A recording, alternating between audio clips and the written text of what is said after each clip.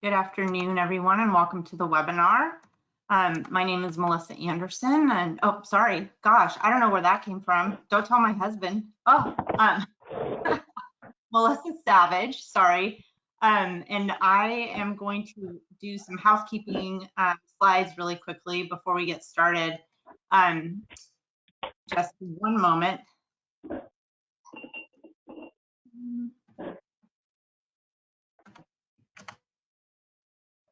All right. So welcome everyone to the fourth week of our Committee on Environment Sustainability's virtual annual meeting. Before I get into the housekeeping, I do want to take a moment just to thank our premier sponsors for the generous support of this session and all of the Committee on Environment Sustainability sessions this month. AECOM, Bentley, HNTB, Jacobs, and WSP. Some housekeeping items to run through really quickly. Your control panel that is there on the right side of your screen. If it does disappear, you can just click the min-max arrow, which is highlighted there by that orange arrow, to see it again if it does disappear. If you have a question, we encourage you to ask it at any time through the questions box. You can enter it there, highlighted by the green arrow, and then click send, and you can see the send button in the red circle. We also have a couple of handouts for today's meeting, a copy of this slide deck, and then a couple of other handouts as well. Feel free to download those at any time. Included in this slide deck is an updated agenda for today's webinar. So please feel free to download this slide so you can follow as we go along. As I mentioned, this is the fourth in a series of 5 virtual meetings for the Committee on Environment Sustainability. Our last one will be next Thursday. It's sponsored by the Environmental Process Subcommittee. And as you can see there, we'll have a session on public involvement, an environmental justice and social equity session, some noise committee updates, a research overview, and NEPA assignment discussion, as well as a federal highway update on the CEQ regulations.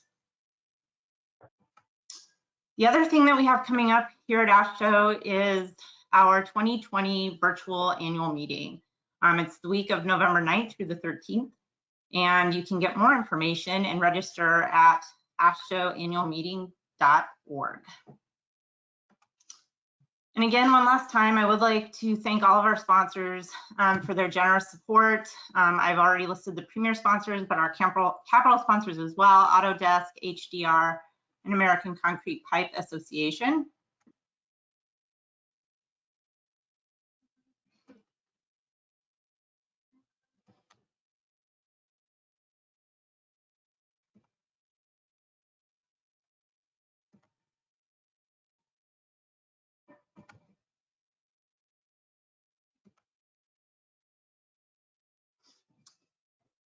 And that is the end of the housekeeping slides. I'll turn it over to Colleen. And just before she comes on, I want to let everyone know that we will be posting a recording of this webinar, as well as copies of the slide deck to the Committee on Environment Sustainability's website in the coming weeks. So with that, Colleen, I will turn it over to you. Thanks, Melissa. So welcome everyone to the Air Quality, Climate Change and Energy Subcommittee meeting of the Committee on Environment and Sustainability. So we've had, I think, over 300 registrants, and we're seeing the attendees start to climb as we got a little bit past the 1 o'clock hour. And I think perhaps, you know, as we've all heard, that's one of the benefits of being able to conduct this meeting virtually, is that we're getting a good combination of leaders and practitioners, subject matter experts. We have an action-packed agenda today, so I'm not going to spend a lot of time here on welcome, except to extend a heartfelt thank you to the presenters that are going to be on today. We have federal partners, Doug from TRB.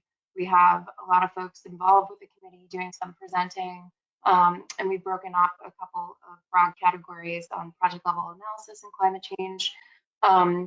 to talk through with all of you. So we're really excited. We built in wisely, I think, a little bit of break time. So we're going to get a little bit of break here as well. And I really want to thank the ASHO staff, Melissa and Phil, for all the hard work that you've done. To all the presenters, thank you for taking your time to be here today and to share sort of the cutting edge work that's happening within air quality, climate change, and energy. And of course, to the leadership of the subcommittee. So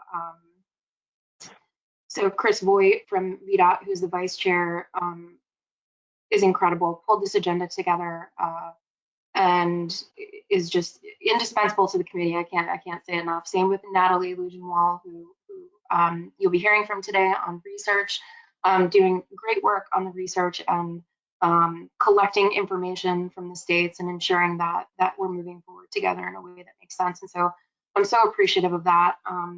And with that, I'll say just thank you all for joining. And if you have any follow-up questions about the committee or the subcommittee, please feel free to reach out to me, Melissa, Chris, Natalie. We'd love to talk to you and get you more involved if you'd like to be. So with that, I'd like to turn it over for our TRB preview. Very exciting. So Doug Eisinger from STI is on. Hi, thank Doug. you so much. Hi, Colleen, and hi to everybody. Thanks, Melissa and Colleen, for inviting me to participate. I'm sharing my screen, hopefully, and so my question is, are you able to see the presentation? So. Yes, we can see it. Okay, great. Thank you so much. So I'm here today to give you a little bit of a preview of what's coming up with TRB, and particularly to talk about the Air Quality and Greenhouse Gas Mitigation Committee. But also I want to start by chatting a little bit about the restructuring that TRB did. And I'll just give a couple of highlights on that. Then talk a little about the new committee that we have. We had historically been the Air Quality Committee, but with the restructuring, we're now adding greenhouse gas mitigation to the portfolio of work that we're involved in. And then I'll share a little bit of information about the upcoming January meeting. So first, a couple of notes about restructuring of TRB. For those of you who may not have been following closely what's been going on at TRB, last year TRB completed a restructuring, and that was obviously before COVID, when we already had many things that were affecting the transportation community.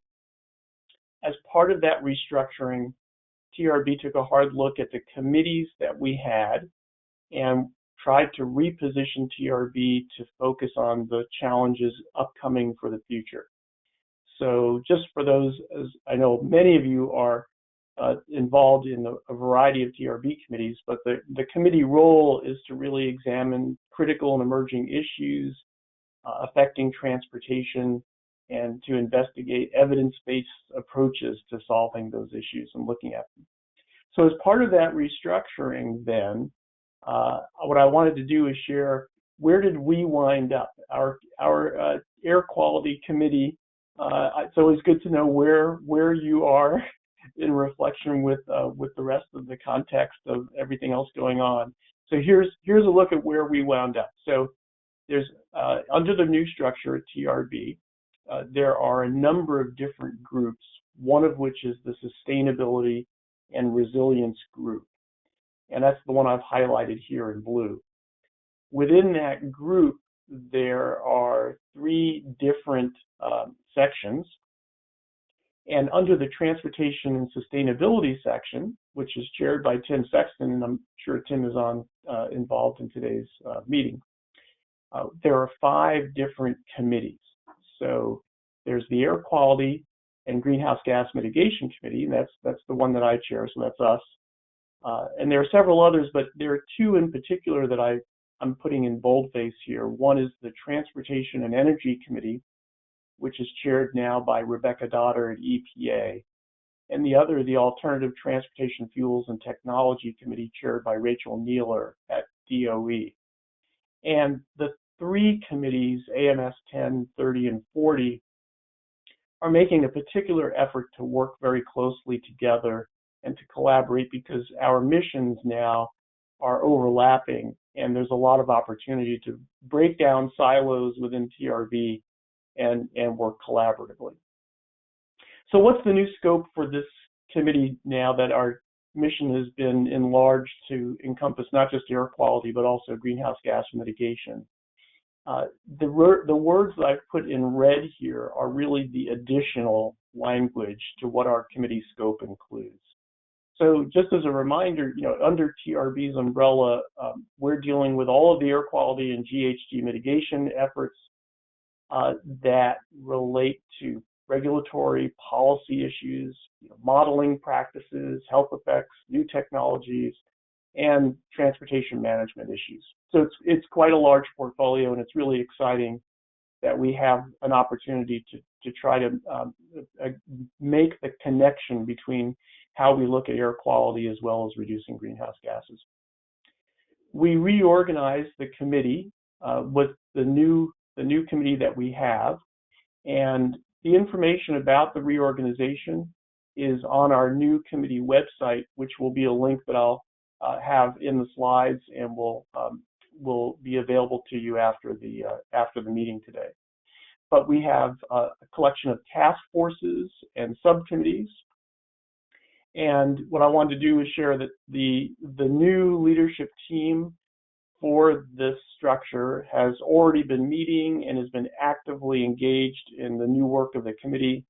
And we have an exciting team of people. This happens to be a Zoom screen grab from one of our meetings that we had earlier in the summer. And I wanted to share with you, who are the people who are really involved in leading the new committee that we have. And right in red, I wanted to flag Natalie and acknowledge Natalie's role in particular, because Natalie is not just helping us with the research needs that we're trying to identify for the TRB committee, but because she is serving in a parallel role for AASHTO, she is serving as an effective liaison for us to the AASHTO world. So thank you, Natalie.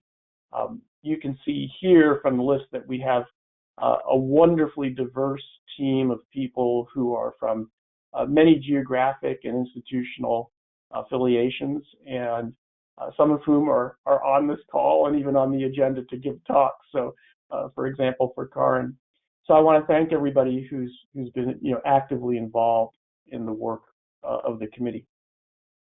Let's talk for a moment about what's upcoming for the January meeting at TRB. This is obviously going to be a virtual TRB, and the schedule and the agenda is still largely coming together. I mean, it's by and large pretty well established, but a lot of the details are still yet to be finalized. So I'm going to share with you a little bit of the preliminary information. The event will be essentially the month of January. There's going to be 4 weeks over which the meeting will take place. All of the committee meetings, and that would include our committee, the Air Quality and Greenhouse Gas Mitigation Committee, as well as our subcommittees and task forces, all of those meetings are slotted for the first couple of weeks of TRB. And then we're involved with sessions, exhibits, and other events that are going to be the next couple of weeks. So this is just at a high level, a quick sense of what that looks like. It's unclear yet, the exact, none of us have experienced this yet, but I thought I'd share a couple of slides that show potentially what the meeting experience might look and feel like. This is an example that TRB has shared with us. You might get to a screen where you have an opportunity to click on different places that you would like to go. And I don't know for sure that this is how it's going to look and feel, but this is one of the examples that they've shared with us. The other example I wanted to share is also of what it might be like once you get to a particular event. So an auditorium-like setting for an individual session or meeting. And I think a number of these events are going to be pre-recorded and available so that if you do not have the opportunity to attend at the exact time that the event is being initially broadcast, you'll have an opportunity later to view the archive of the event. So let's take a look at the things that are on the agenda for our committee at TRB, and we have about a half dozen different things that are going on. So I'm just showing you here in this table what the activity is, what we think the duration is going to be. That may change, and when, and the exact date I've yet to be able to fill in. But effectively, we're going to have our full committee meeting will be about an hour and a half. We'll have a measurement and modeling subcommittee meeting. So in the new structure that we put together for our committee, we have two subcommittees. One that's focused on more of the what I would call the hardcore science and analysis related work that would support important policy and mitigation related work. And so the measurement and modeling subcommittee meeting, that is going to be chaired by Ann Chu from the Texas Transportation Institute. Her vice chair is Kanoke Boer-Boomsenson from UC Riverside's CSER Center. And then we have the mitigation and policy analysis subcommittee, and that is chaired by John Davies from FHWA, and the vice chair is Cindy Copeland, who is at Boulder County. And the nice thing about the way the new committee structure is set up is we have this wonderful mix of people who are, just in these two examples I've given, you can see that we have a mix of people who are serving in federal, state, local agencies, who are with academic research organizations, who are with other research or consulting firms, and even people from Europe and Asia who are serving on the committee.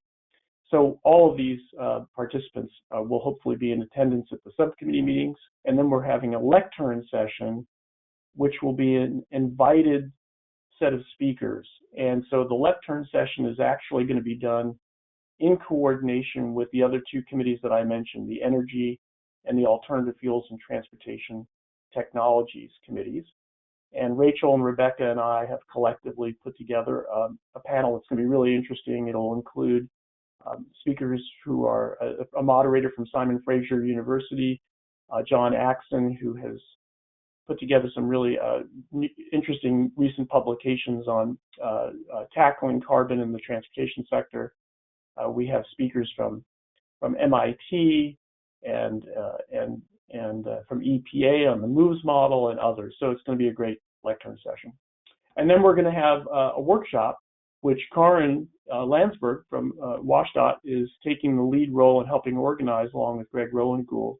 And that's going to be looking at the nexus of how we're tackling greenhouse gas and air quality management. Where are the opportunities to look at the co-benefits of those topics? And then finally, our committee received some of the highest number of paper submissions of all TRB committees. This year was no exception. TRB as a whole had fewer paper submissions, as did we, but we still had about 100 papers that came to our committee. About half of them have been accepted for presentation. About 13% have been recommended for publication in the Transportation Research Record. So we have 3 presentation sessions that we'll be scheduling in which these papers can be shared. So a lot of exciting stuff coming up. We hope that all of you are able to make it to TRB virtually this year. That we have a lot of things that we're doing through our committee, and the information I think will be very interesting, even though it will be a virtual setting.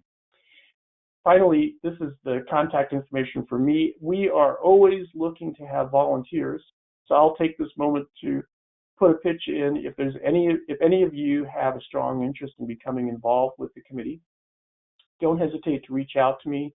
The committee runs on its volunteer energy, and we have a lot of wonderful people who are involved in the committee. So it's a great opportunity to network, to engage with really interesting peers in the field, and I welcome your involvement in anything that interests you in the work of our committee. And lastly, as you see here on the right, with the new committee structure and our new organization, we've also put together a new committee webpage, and the address is down here on the right, trbairqualityghg.org.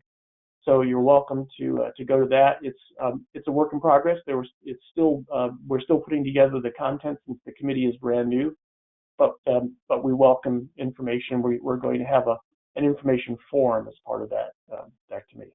With that, I can turn it back over to Melissa. Thanks so much. Thank you, Doug. So I'm going to make Natalie presenter.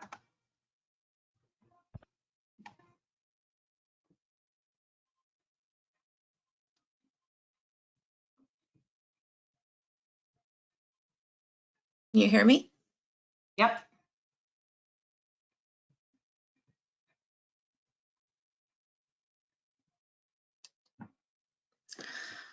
Good morning, everyone. My name is Natalie Lillienwall, and I'm the Air Quality Specialist at Oregon DOT. And I am the research lead for this subcommittee.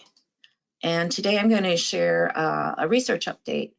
I'll start by giving you the highlights from the 2020 survey that we did, and then go through the research schedule, where we're at and where we're going, and then share updates on completed, published, ongoing, new, and proposed research, and then end up with a collaboration that we had with the TRB AMS 10 group.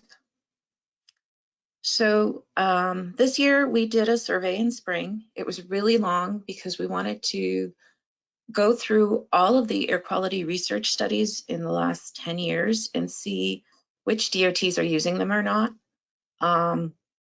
And the finding was that the research that's being used is really only those that occurred in the last 5 years.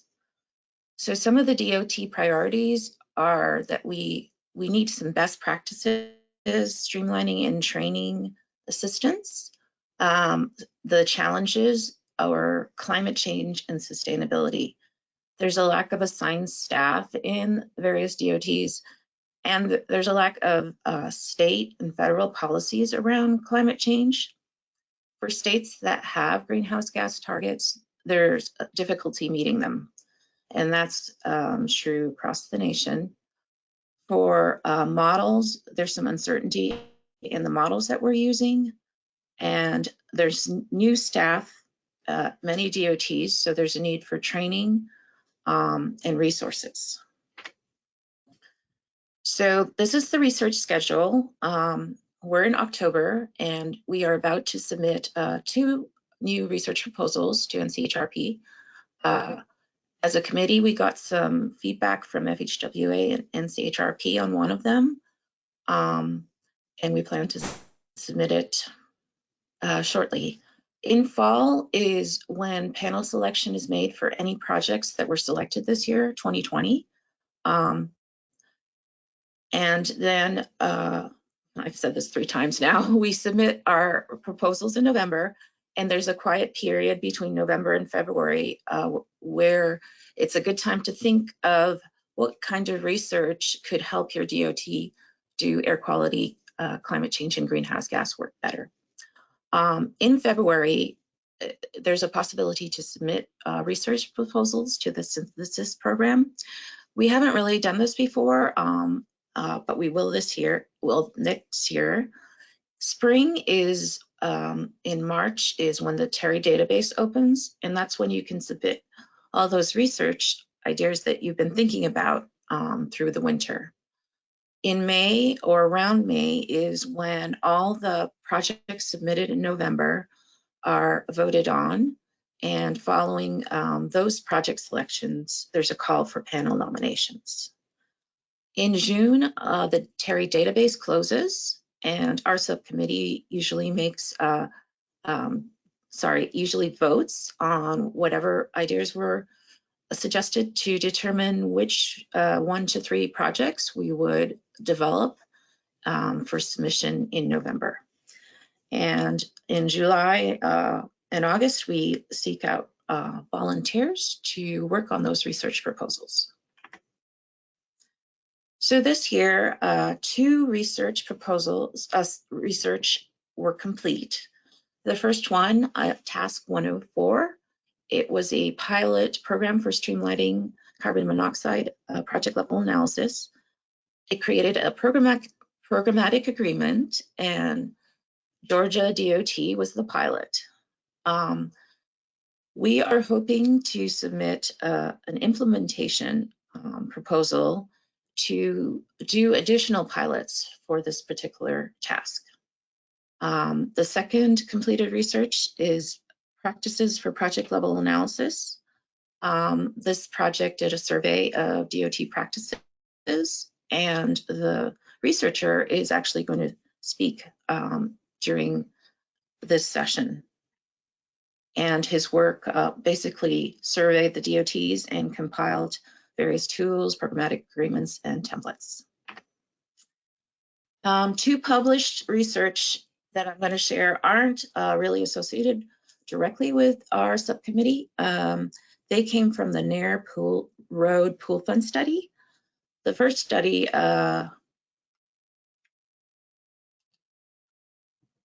looked at modeled and measured Nair Road PM2 concentrations in Indianapolis and Providence.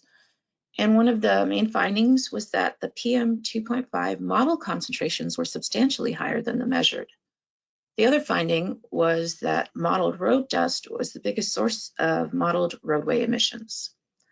The other study was looking at roadway emissions on Nair Road PM2.5, both the monitoring data and its implications. The study looked at 48 Nair Road monitors across the country from the year 2017, and it found that the upper increment was only 2 micrograms per meter cubed. And this included a large range of average daily traffic numbers. The second finding was that if we projected PM2.5 concentrations into the future 2040, it's expected to decrease by 30%. Karin Landsberg from WashDOT was one of the authors, and so you can contact her for additional information. Ongoing research. The first study, methods for state DOTs to reduce greenhouse gas emissions from the transportation sector. The researcher for this project is also going to be presenting later. And I believe he's still working on the guidebook or finalizing that.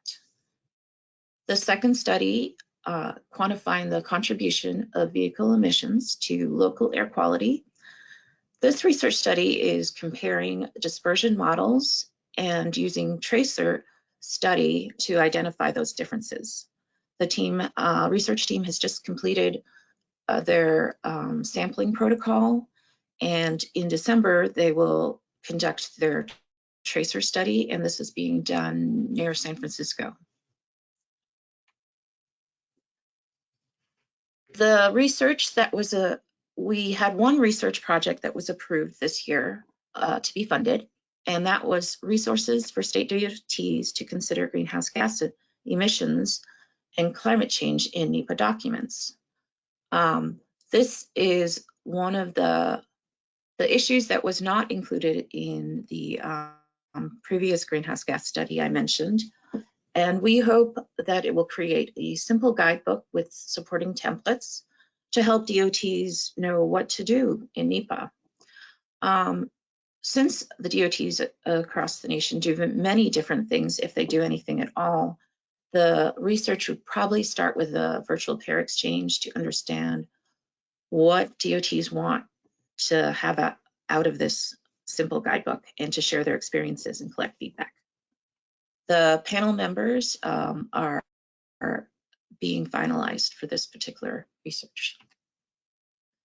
For the year 2022, the research proposals that we are considering are the 5 listed here. The first 2 are the ones that we're going to submit in November. and the other 3 will be submitted over the next year. The first one is for the MOVES 3 model that should be coming out anytime soon. We believe that this model will have potential significant changes to emission rates depending on the pollutant, and that DOTs really need some help. We need some tools or templates and case studies to help us transition to this new model, and also to prevent delays in project delivery. So we hope that will be funded. The second project is looking at traffic volumes and air pollution during the coronavirus, and in particular, when the majority of people were at home. We hope that this research can support project delivery and give insight into the future when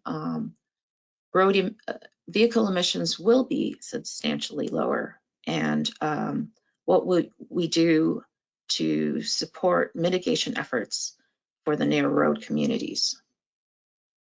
I'm going to talk about the next 3 statements on the next slide, which shows the different funding types that NCHRP has. So the main funding type is the one that will be submitted in November, but there's an implementation funding that allows panels, DOTs, or AASHTO committees or councils to request support in disseminating or implementing research results. So for the task 104 that was completed this year, we're hoping that we can apply for funding to implement additional pilot studies in some of the states that might be interested. The next study is Best Practices Guide for Air Quality Mitigation for Transportation Projects, and we think this would be applicable under the synthesis funding. This project could help look at air quality mitigation. In particular, I think it would be good if it looked at vegetative walls that could be put in adjacent to the roads and would help improve air quality for those that live next to the freeway. These synthesis projects typically address critical issues with respect to safety, economics, and social impact. The last funding type I'm going to discuss is the committee support program. And this program was actually developed for creating research agendas, roadmaps, and holding workshops or peer exchanges. So our desire for assistance for creating a research roadmap falls right in this category. To wrap up, I wanted to share that this year when we were trying to write our research proposals, we were unable to get sufficient volunteers. So with my connections to the TRB group, I reached out to Doug and asked if he could help me get some volunteers. And we actually got quite a few. So I'd like to thank Sudhir, Chris, George, Justin, Bo, Anil, Babu, Sean, and Taylor. Thanks so much for offering to help us with writing our research proposals. And I'll wrap up here with next steps.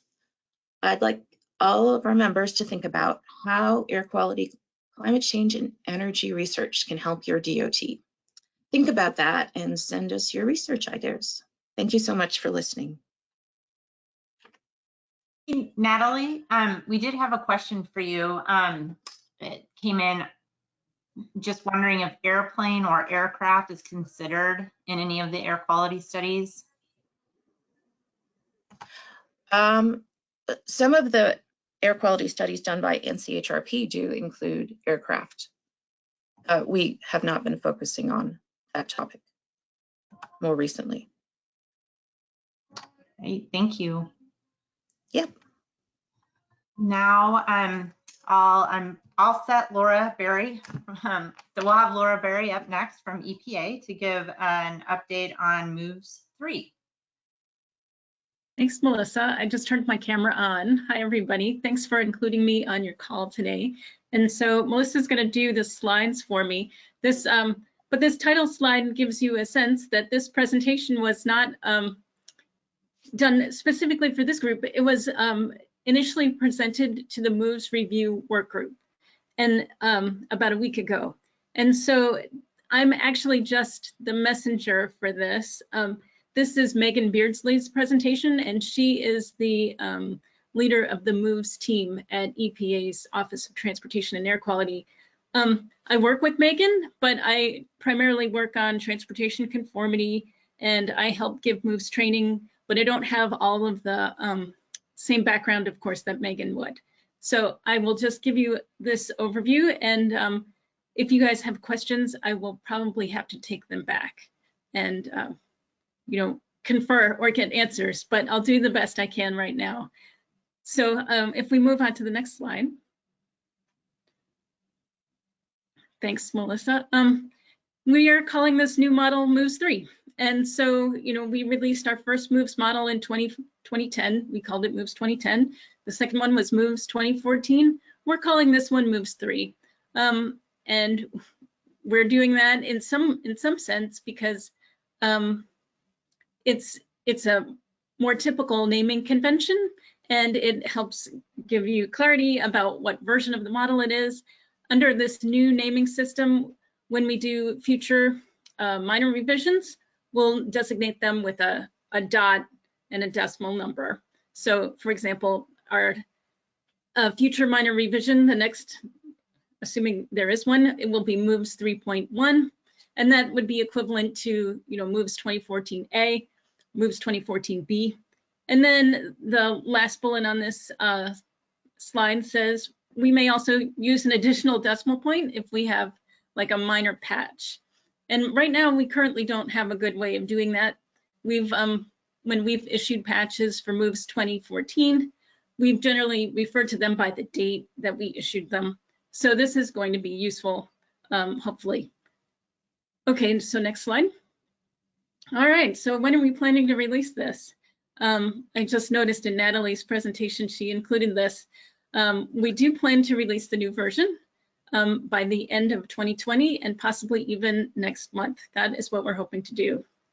So since this presentation was for the Moves Review Work Group, it's in terms of since the last Moves Review Work Group meeting, what we have done. And so since that point, we had done a host of things, including updated inputs. We did some peer review of remaining inputs and analysis. We did a beta test. We had a few experienced modelers test a draft version of the model.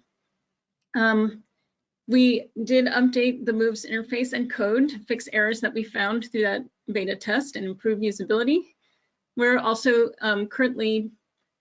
we've drafted a bunch of technical reports, and what we're currently doing is finalizing the documentation along with the model itself, before we issue it. So I think that brings me to the next slide. I started talking about what's on the next slide. Yeah, next steps. This is what we're doing now. We are completing our documentation because we don't want to just release the model. We want to release the model with a lot of the supporting documentation that goes along with it, including the 2 documents that might be most relevant for this group. What we call the policy guidance, that talks about the Moves grace period and when you use it for SIPs and when you use it for transportation conformity. And we're also working on what we call the Moves technical guidance, and that's the how you use Moves, what selections you need to make for running Moves for SIP and conformity purposes. I should say for regional emissions analysis. We also have other guidance documents that talk about how to run Moves for project scale, and we will be updating those as well. So let's see what else is on this slide. We will be sharing the Moves 3 results and features with the Moves Review Work Group, and we will also be holding a public webinar on the Moves 3 features. The idea behind this webinar is that's not a brand new, not for a brand new Moves user, like how does Moves work, but more or less for people who are familiar with how Moves 2014 works. What are the new features in Moves 3? What are the main changes between those 2 models? We will also be updating our training materials. You know, in the past, we've done these moves 2-day trainings. We've done them in person where we had 30 people per class, and we've done them all over the country. Of course, now with COVID, we're having to reconsider how we do all those trainings. But we will be updating them with Moves 3. And then we will continue work on evaluating Moves 3 and then planning our future model updates, Moves 4, Moves 5, etc. So the last two slides here, slides 5 and 6, talk about the main changes that we're including in Moves 3. And this slide is heavy duty, and the second slide, the last slide of this presentation, is light duty. So they're in no particular order, unless maybe the order is along the lines of how they were presented. If you look at the column all the way over to the right, the Moves Workgroup presentation date, if you want more information about any of these, you can find them on EPA's webpage. Under our Moves heading, there's a subpage for the Moves Review Workgroup, and there are presentations on each one of these things in those workgroup folders. So you can find more information about any of them.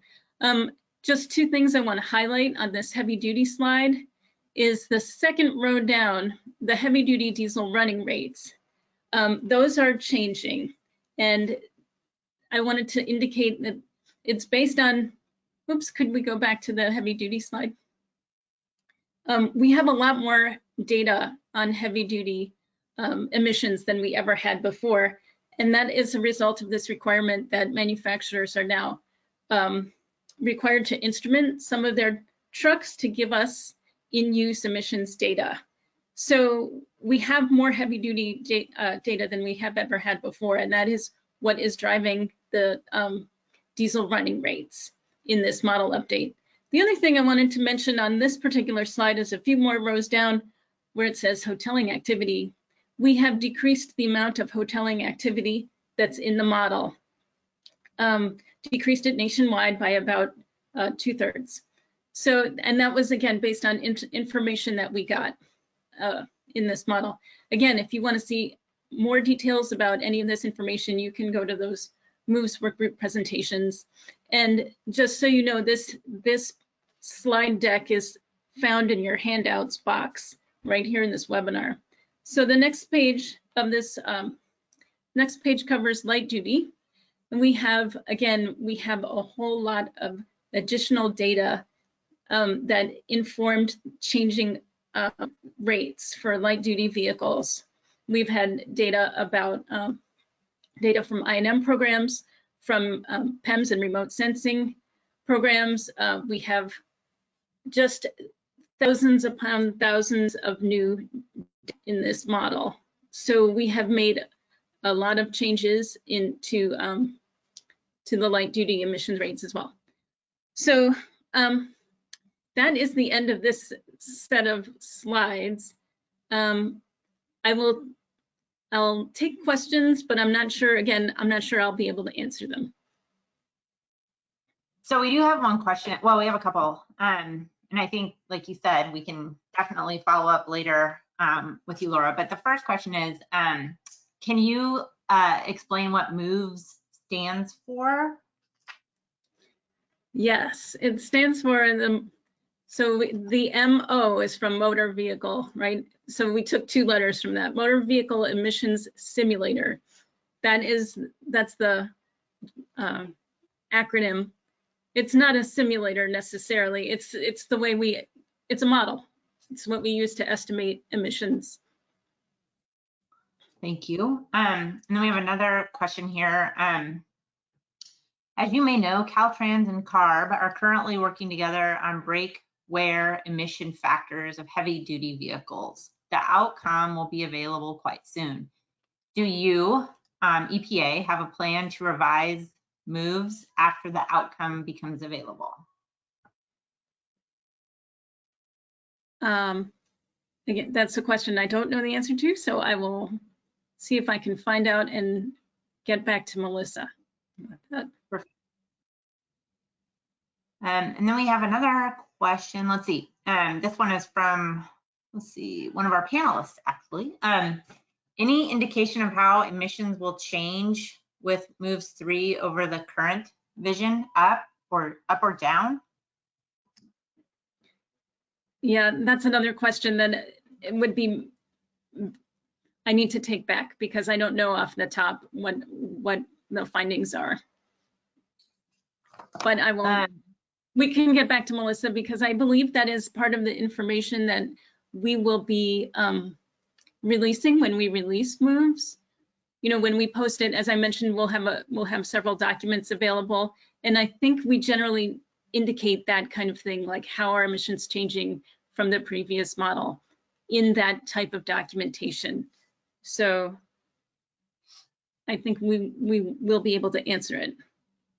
Okay, and we, you know, Laura, we can get back in touch with you and everyone on the line. We can post the answers to these questions so that you can see them within. I don't want to put you on a time crunch, Laura, but whenever you're ready, we can get these answers out to y'all.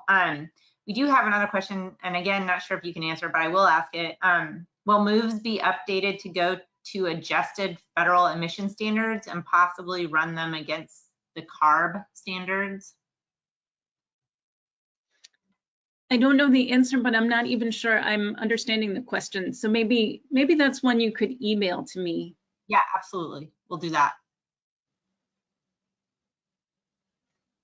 And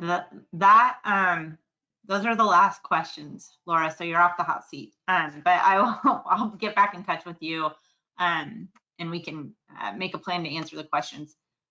So thank you. Thank you for your presentation today. So we have John Zamers is up next. I'm going to make John panelist.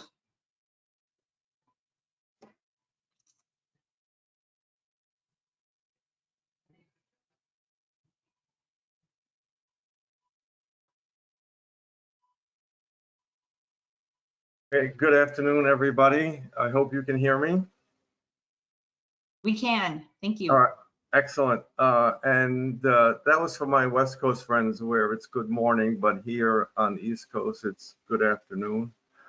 I'm going to present the results from this project, which was one of the ones Natalie mentioned, NCHRP 20-5, topic 5118, practices for project level analysis for air quality. The elements of the study are 4 elements: literature review, an electronic survey that was sent to 51 state DOTs, the 51st state DOT being the District of Columbia, case examples, and then recommendations for future research. In terms of the literature review, I did not include any federal guidance because the survey indicated that most of the state DOTs already had either somewhat or an extensive knowledge of the federal guidance. So instead, the literature review focused on application of federal or state guidance in a particularly effective and thorough manner, ways of streamlining or simplifying the project level air quality studies, addressing issues to deal with or assist in dealing with specific air quality topics, and then any examples of complete or comprehensive guidance documents relating to one or more pollutants typically encountered by state DOTs. So there are 8 documents or studies in the literature review. One is AASHTO's Practitioner's Handbook, which is a checklist of factors and issues for determining the applicability of various air quality requirements and how to address them in a NEPA document. NCHRP 2525 is a source for a number of the articles or studies in the literature review. Task 71 is one of those. It's templates for project level analysis using moves and AirMod. And it's basically, as the project or title indicates, a template for CO hotspot analysis with moves 10 in this case, and Cal3 QHC for CO, and for PM moves and AirMod or Cal3 QHCR. What's a nice feature about this study is that it has color coding in text that identifies what are instructions, what is text for state-specific information, boilerplate text that probably should remain in the document or the air quality report, and then sample text provided as examples for state DOTs to consider. NCHRP 2525 Task 78, Programmatic Agreements for Project Level Air Quality Analysis using MOVES, Cal3 QHCR, and AirMod, is sort of a follow-on to Task 71. It had two main features. One, it looked at conditions of traffic, geometry, and meteorology that would be necessary to exceed the NAAQS for CO in this case. Basically, it would require a very large project with very heavy traffic volumes or very low speeds to exceed the CO standard. And also then it provided templates for an air quality specific programmatic agreement and a technical support document. 2525B Task 96 is a quick reference guide for traffic planners and engineers for generating traffic and activity data for project level air quality analyses. And it's an explanation of what traffic data needs are for estimating emissions for different types of pollutants, depending upon whether or not you're doing a hotspot analysis or more of a regional or larger scale type of analysis. NCHRP 25-38, Input Guidelines for Motor Vehicle Emissions Simulator. Volume 2 is the project level inputs and examines 10 input variables for moves that are important at the project level.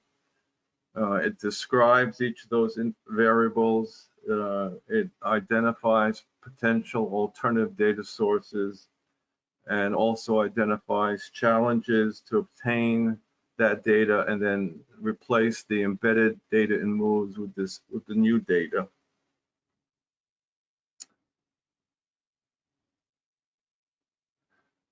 Task 89, establishing representative background concentrations for quantitative hotspot analysis for PM.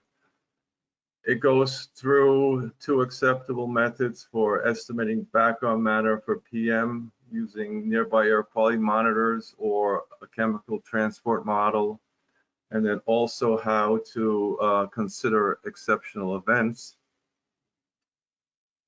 NCHRP 2525 Task 70, assessment of quantitative mobile source air toxics in environmental documents.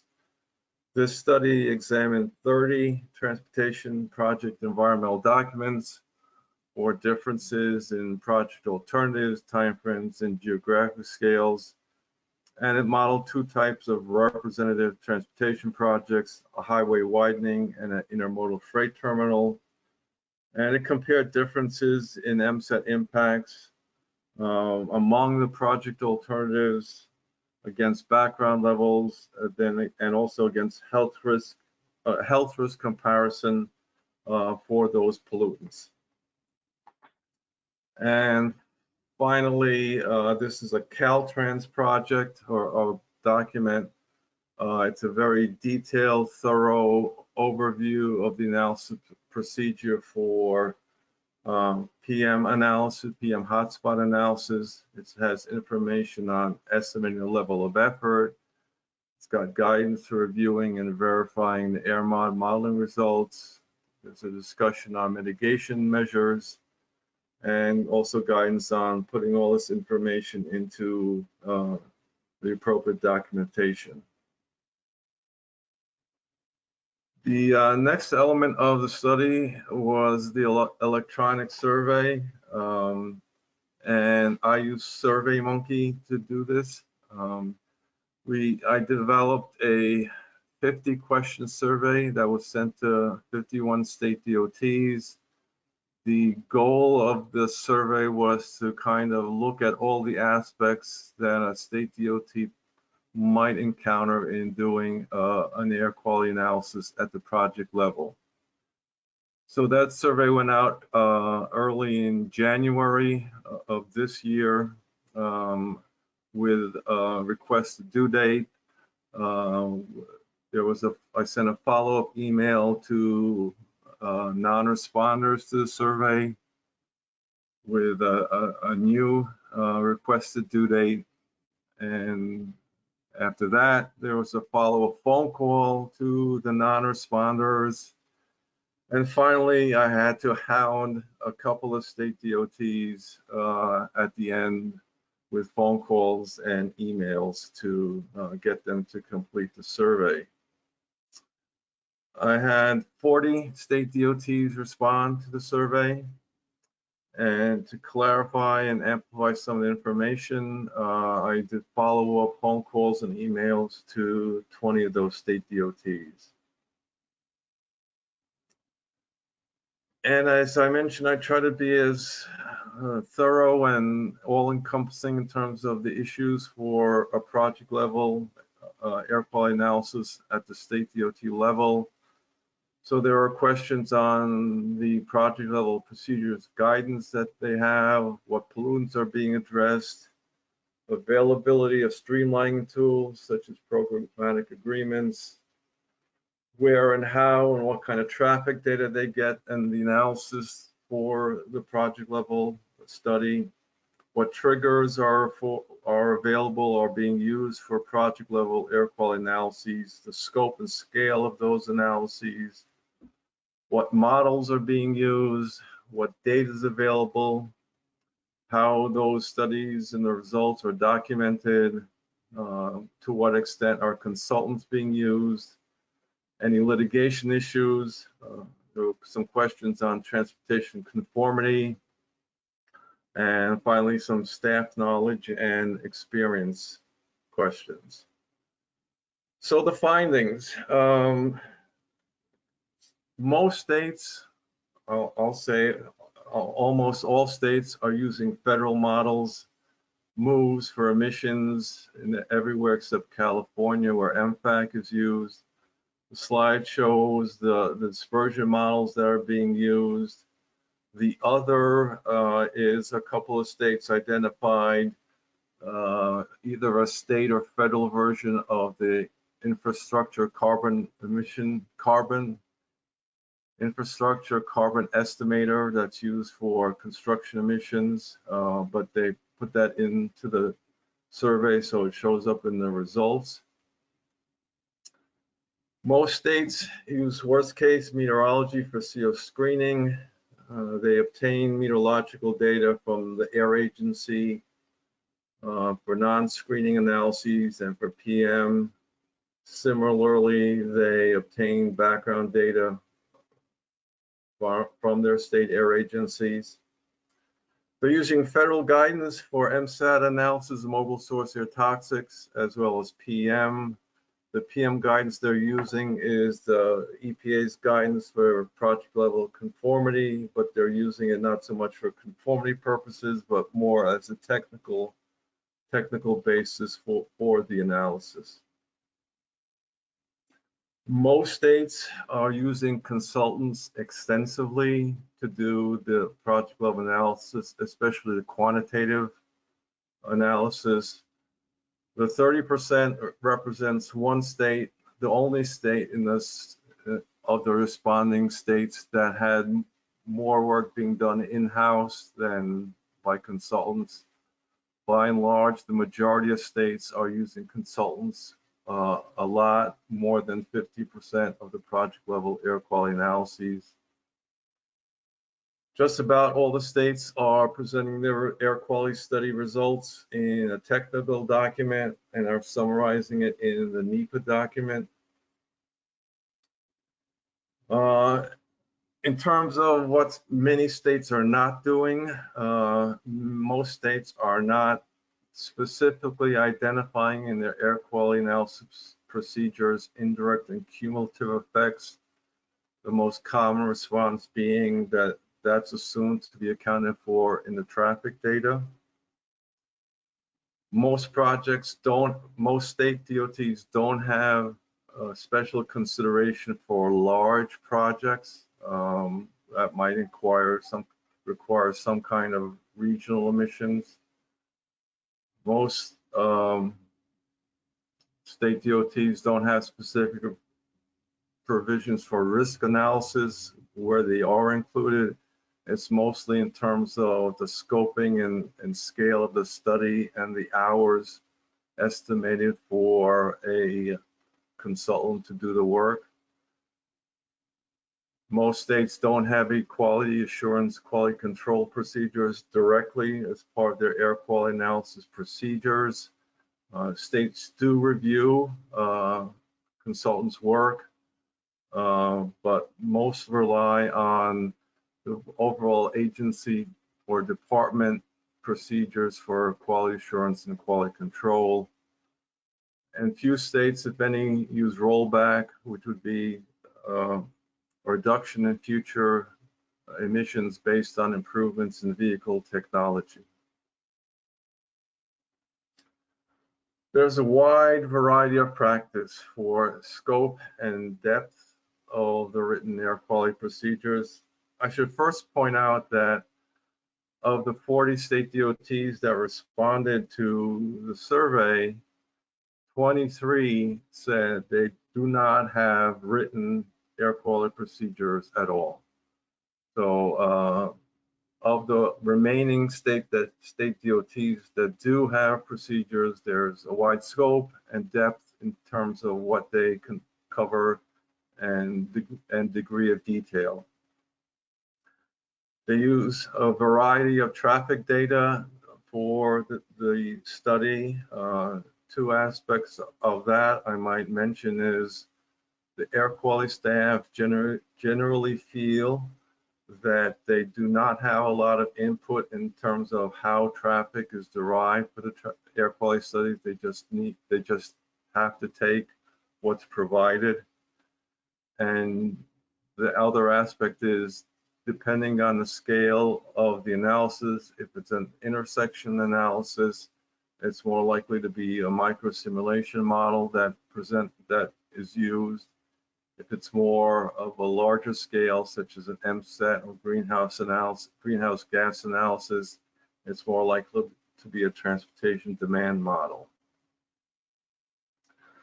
There's also a wide variety of practice in terms of terminology. You have to be careful when you use the words transportation air quality, project air quality, project level air quality, hotspot analysis, regional emissions analysis. All those have different contexts and different meanings. And in some states, they use a different term for analysis if it's being done for NEPA purposes or if it's being done for conformity purposes, when essentially it's the same kind of analysis.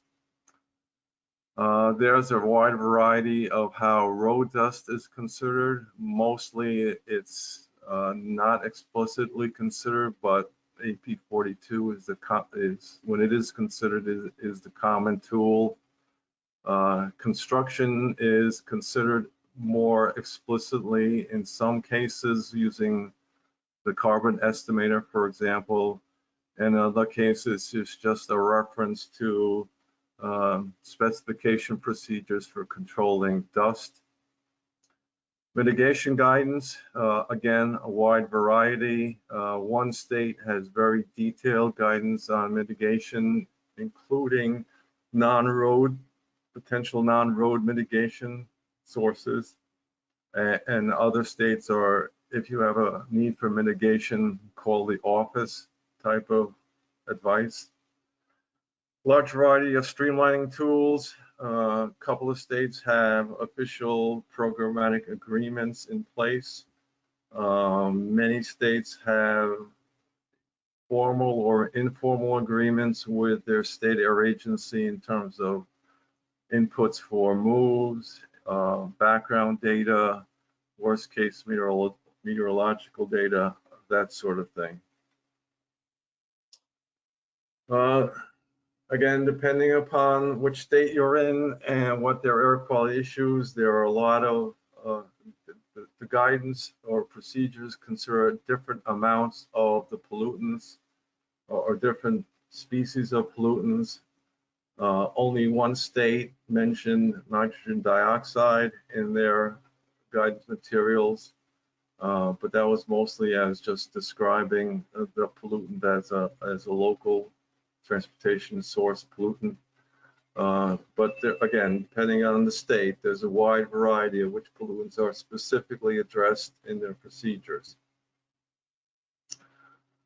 So this is a table that shows the number of analyses that were done in the last 5 years based on the survey responses. And this is based on 15 states that responded to the survey for this question. CO is the main pollutant, most frequent pollutant, and MSETs are the most frequent pollutant. Greenhouse gases are getting there, but not many states are doing PM10 and PM2.5. So that's a total number for 5 years. The range is the range of analyses that are shown for the different states. So for example, 15 states range from 0 to 100 CO analysis done in the last 5 years. The most common answer in terms of the number of analyses done in the last 5 years was 0 for most states.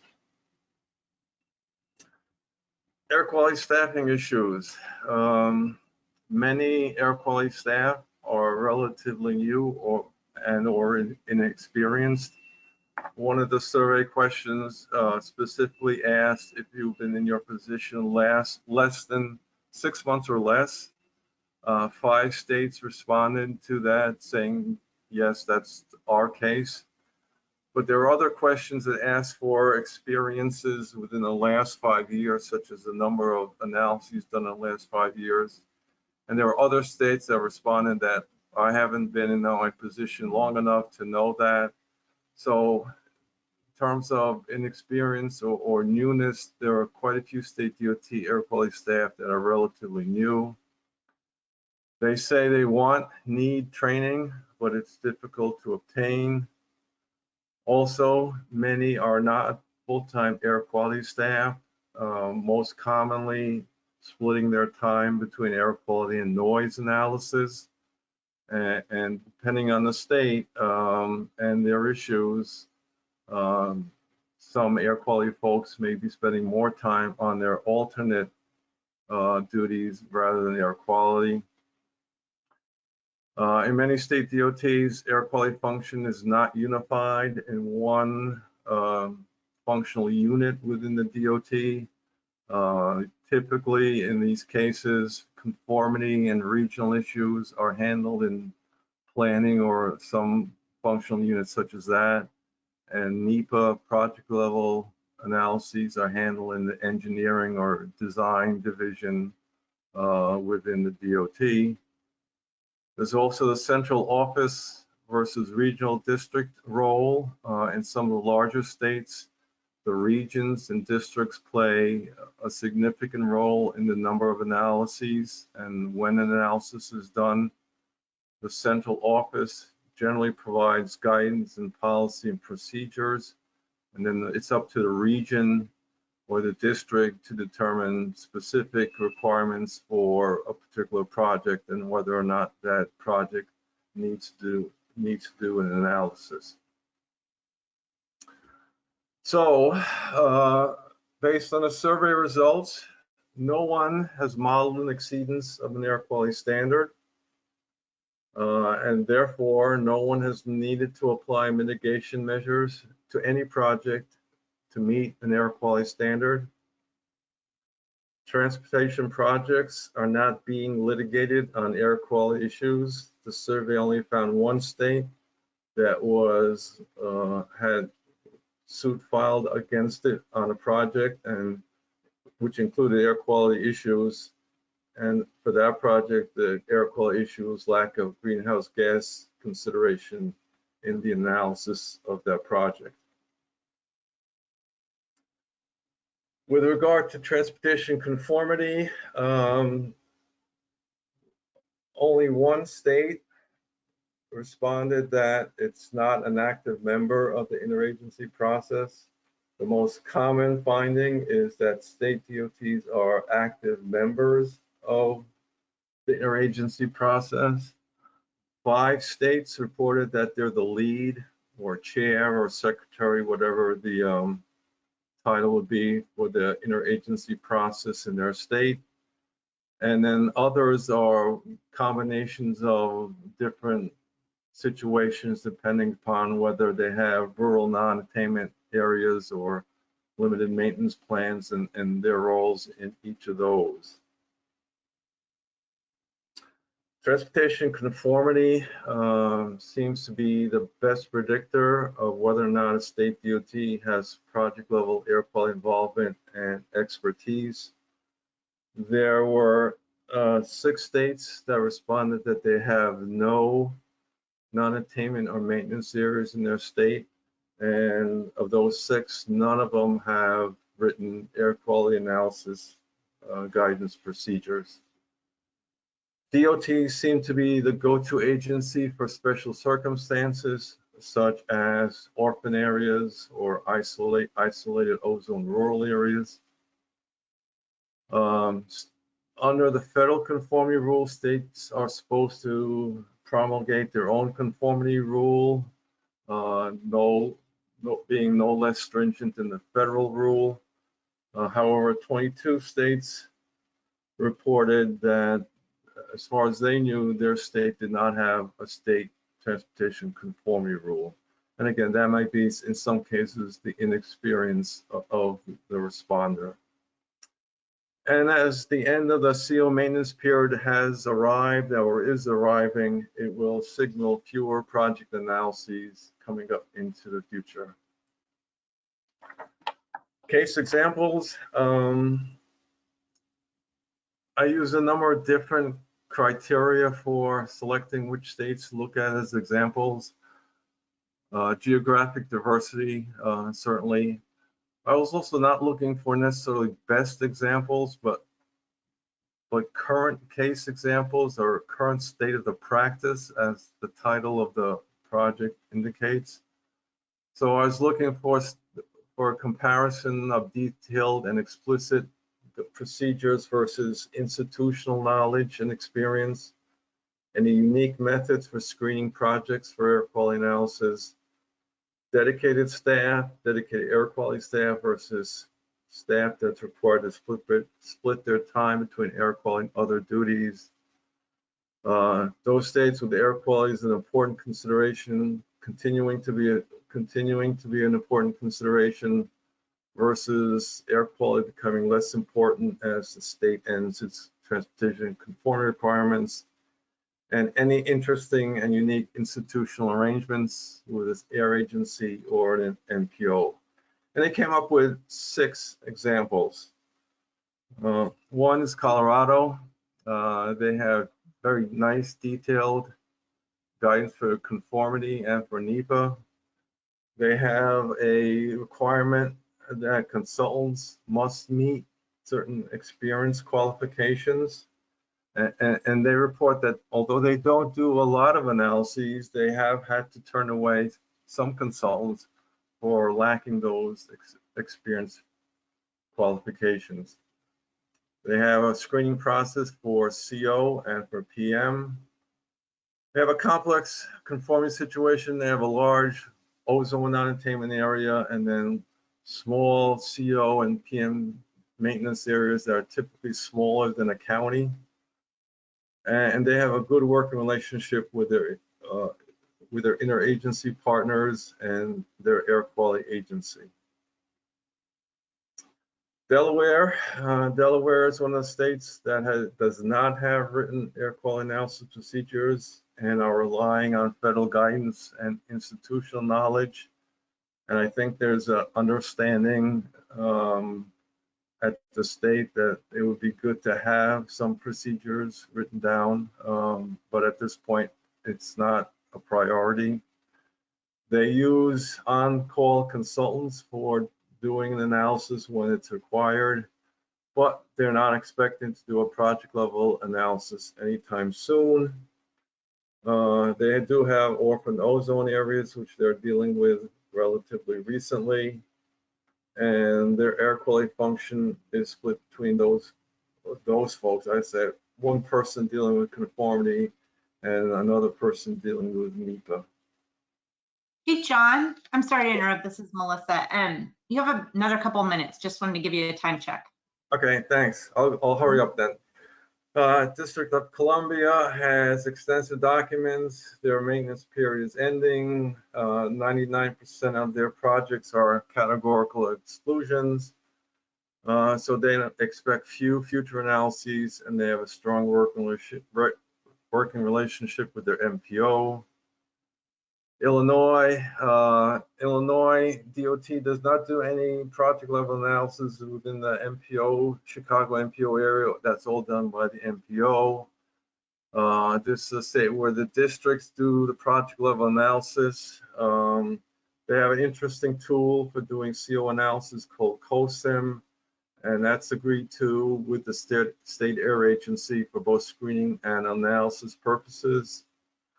Nevada was a state that kind of led to the MSAT requirements, so they're now hyper vigilant. They have quantitative requirements for CO, and other pollutants are handled qualitatively. They focus on conformity primarily, and it's a new person there dealing with air quality who also does noise. Oregon has new detailed air quality guidance. They too have consultants that must be qualified to be able to work on project level analysis. They also have a complex conformity situation with maintenance areas and CO and PM areas. Oregon has an indirect source construction permit in parts of the state, mostly related to parking lots and parking facilities. They have a close working relationship with their air agency and MPOs, and they also have a regional air quality, which is not that common in the East Coast, but is not that uncommon on the West Coast. So conclusions, state DOT air quality staff are coping. They're using federal guidance as technical basis for their analyses. NCHRP and other sources are assisting with guidance. No issues exceeding air quality guidance or litigation, and a wide variety on scale and scope of their written procedures. But it doesn't seem to be does not seem to matter in terms of impacting the delivery of their projects. Transportation conformity is the best predictor of project level involvement. Few NEPA analysis now, less in the future, and air quality staff need training and support. For future recommendations, recommendation to develop a template for project level air quality analysis. The fact that 23 states don't have any written procedures, to me is troubling a little bit. I think it's good practice to have something so the staff and other agencies can know what's expected. One state recommended doing a NO2 modeling study, like an intersection modeling with sidewalk receptors to see what the issue there is. Suggestion on more information guidance on PM mitigation measures and project level greenhouse gas analysis. This was drafted before the NCHRP proposal that Natalie mentioned previously, so I will take that as a check in terms of the impact of the study. Just a couple of closing comments. I'd like to acknowledge Mark Stout of Mark L. Stout Consulting Company for valuable and able assistance in this study. I submitted the final report to national academies at the beginning of October. Have not heard anything lately, so I'm hoping things are on track for publication soon. There will be 4 appendices. One will be the survey instrument. One will be a database of the responses. So that's a 40 by 50 database. For those states that provided a link to their air quality analysis procedures, those will be listed in the 3rd appendix. And the 4th appendix will be the matrix of state DOT by pollutant, non-attainment, and maintenance areas, indicating whether or not that state has a maintenance or a non-attainment area for that pollutant. And lastly, I've been in negotiations with Netflix about the movie rights to this study, and they want Ryan Reynolds to play me. So I'll take any comments and questions if we have time. So that sounds like a binge-worthy Netflix movie. So that sounds great. I look forward to it. We do have one question. Do you know when the study will be, or the report will be made available? I don't have an exact date, but as I mentioned, it's been to the editor for almost a month now. So, and I had some initial discussions early on in terms of the submittal and adding stuff or what this means, stuff like that. And everything is quiet now, so I'm assuming it's in process. So I'm assuming it should be soon, a week, couple of weeks, something in that time frame, I'm assuming. All right, sounds good. Thanks, John. Okay. Victoria, I have made you the presenter. Okay. Well, thank you very much for having me this afternoon. I'm not sure why. Are you guys seeing my whole face this whole time, or are you seeing my screen? Maybe something wrong. I can see both your face and your screen, but when you're the speaker, well, now we can't see your screen, but we could just before. There you go. So, again, thank you. I'm Victoria Martinez, and real quickly today I'm going to kick off some research that we're doing on airline and R-Line XT. Roger Wason and Randy are waiting in the wings to tell you a lot more, but slides are not advancing. So there we go. I want to tell you a little bit about the purpose and the research emphasis and give you the timeline. I do have a slide about questions, but we'll see how much time we have or if there are any questions. So in 2017, EPA had published their final rule that revised the, basically made AirMod the preferred model for transportation project analysis beginning earlier this year. And in late summer, early fall of 2019, EPA had released the AirMod version 19191, which included, for transportation purposes, R-Line and R-Line XT source types. Each of these R-Line source types in AirMod are either a beta or an alpha. And what the beta means is these features were vetted through the scientific community and are waiting to be promulgated possibly into a regulatory option, where the alpha options in AirMod are more experimental options that we, as a user community, are expected to review and evaluate. So FHWA had worked with EPA as part of this effort to incorporate R-Line into AirMod. And now that R-Line and R-Line XT are available as source types in AirMod, we want to do some research to gain a better understanding of how R-Line and R-Line XT are performing, with the goal again of making available model tools that are applicable to highway applications. Through the research, state departments of transportation are partnering with Federal Highway to test these two new source types. And we hope that this testing provides insights to further improve the beta R-Line source type and the alpha R-line XT source type and address the different applications of the R-line source types in AirMod to improve the performance of AirMod. So this research and the work to improve the model are important because we need analysis for refined hotspot, conformity hotspot analysis, and sometimes we want it for NEPA. And research shows that there are possible benefits of barriers in the near road environment, and this analysis might get us one step closer to being able to take credit for some of those effects of the barrier or better understand them. And ultimately, this project will assist state DOTs in conducting project level air quality analysis by making additional modeling options and features, such as the barrier and the depressed roadway functions, available in AirMod for possibly for regulatory use. The research that we're doing emphasizes analysis of these R-line and R-line XT source types, the urban and rural applications, the barrier effects, as well as the depressed roadway applications. The results are to be compared with the source types that were in AirMod already on volume and line, and support the process of obtaining an alternative model approach for use of the beta R-line source type for transportation conformity applications. And lastly, this product will be a report or a case study, and we're going to have a presentation documenting the analysis and presenting the results at a peer exchange.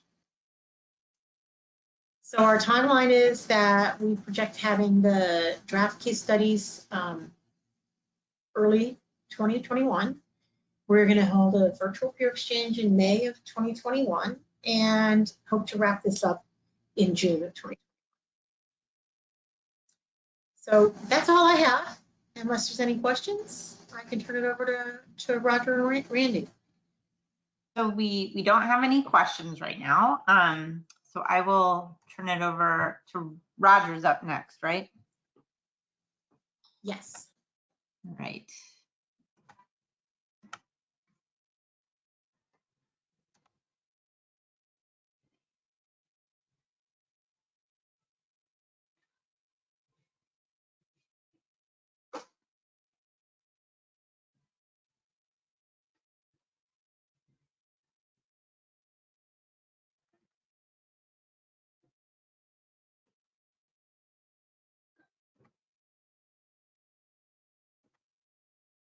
I'm sorry, I'm still muted. I hope you're seeing my screen. We are. We see your screen and we can hear you. Okay, I'm sorry about the box. Can I move this farther out of the way? We can't see it. You're fine. We just see your slides. Oh, okay, great. Sorry, thank you. Okay, so today, as Victoria pointed out, we're excited to get started on looking at R-line and R-line XT. And I do want to point out in the beginning that this is not a true model validation. This is more a model verification of its running and what happens. So we come into it with that in mind.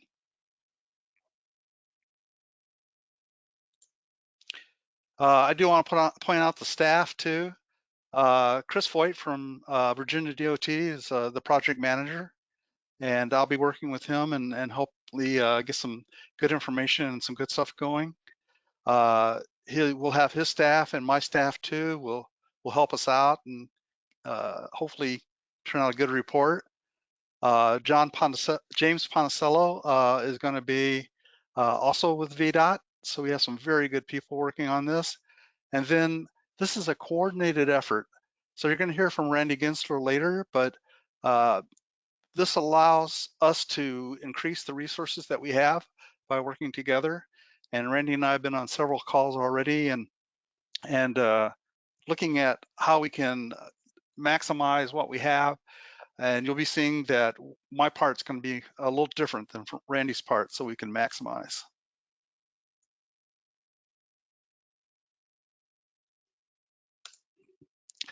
So why are we doing this? Well, as most of you know, everything starts with the cars and the emissions, and we can easily do emission inventories.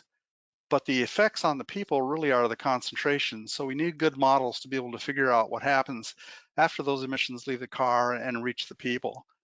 And everything starts with a very simple Gaussian plume equation. Many of you have seen this over and over, but the Gaussian equation start allows us to take into account these emission factors, Q, and allows us to look at the real effects of wind, G, and then everything else is really in this model is how we get the dispersion. And that's where the real complexity starts to happen. You can use a lot of different source geometries, as Victoria pointed out. Points, the simple thing where we do with stacks, and that's where everything started from. But lately we've been using area and volume sources, which add a little complexity, but these have problems associated with them when you try to do a highway, and so lines are better. So our line's going to use an integrated contribution from a lot of points to simulate a line. And so this is an idea that was started in the CalLine series and seems to work very well. And I think this will give us a better handle on things than the area and the volume sources.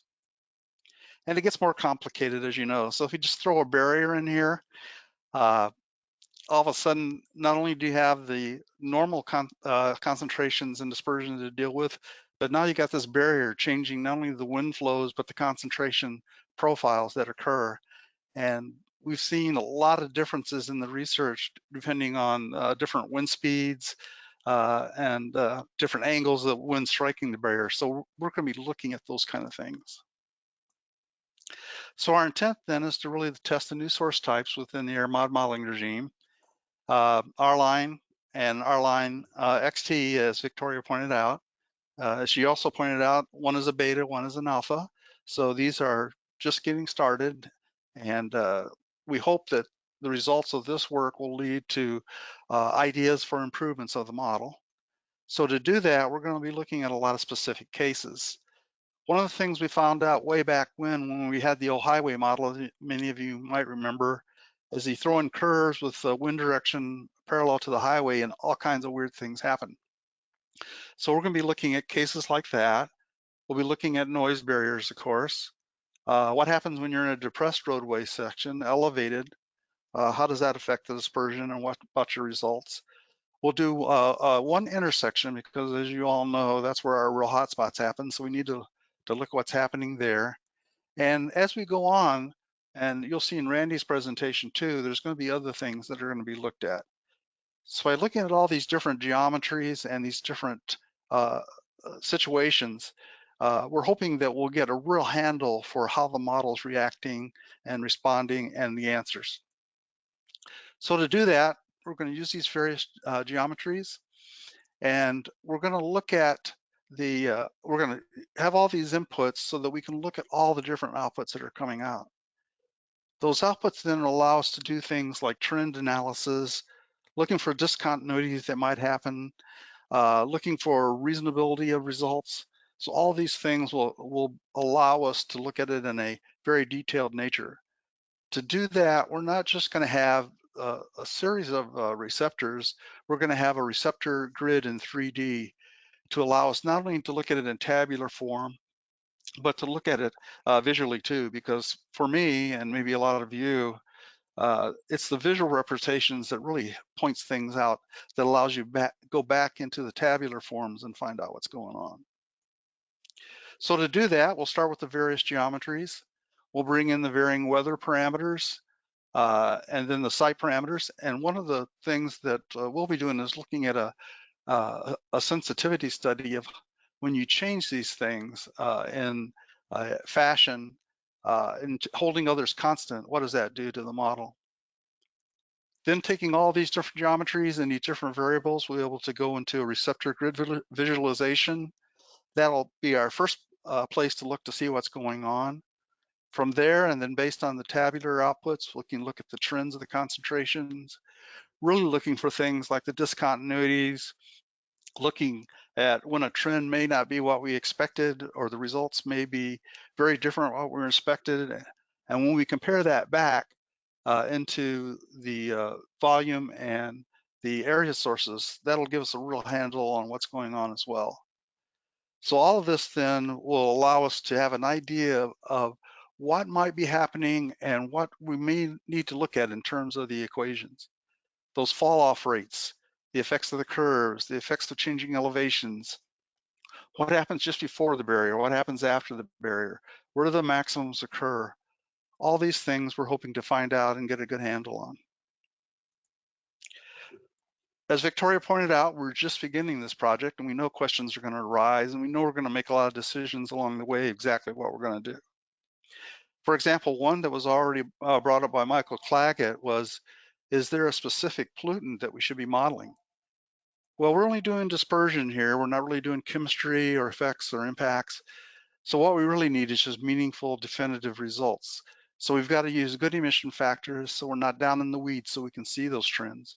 And we've even considered using imaginary emission factors that are way too high just to look at the trends in some cases, not necessarily the absolute results. So we're going to work as a team.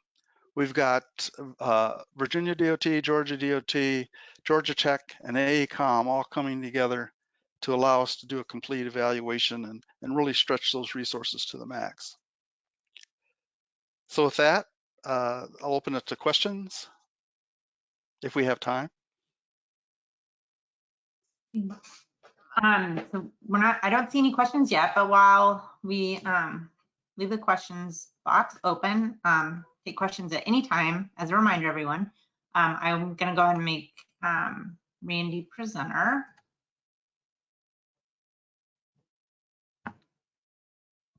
All right. It says I'm unmuted. There we go. All right. I have to go back and share the right screen.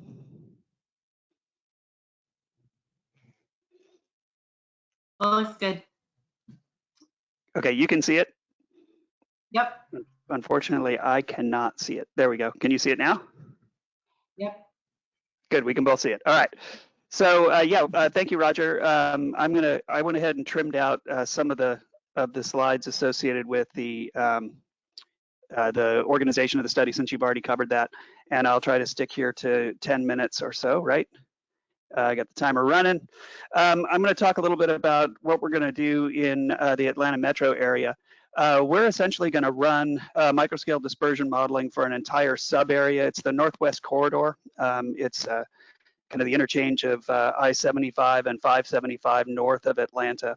That runs down to the perimeter. I'll show you a picture in a minute, but I think the important thing is that it includes a whole bunch of freeway corridors as well as new managed lanes, which are toll lanes and express toll lanes, along with the connecting arterials at the ramps. So we've got the intersections that are serving this freeway corridor, and then we've got the traffic that's on the freeways and the managed lanes.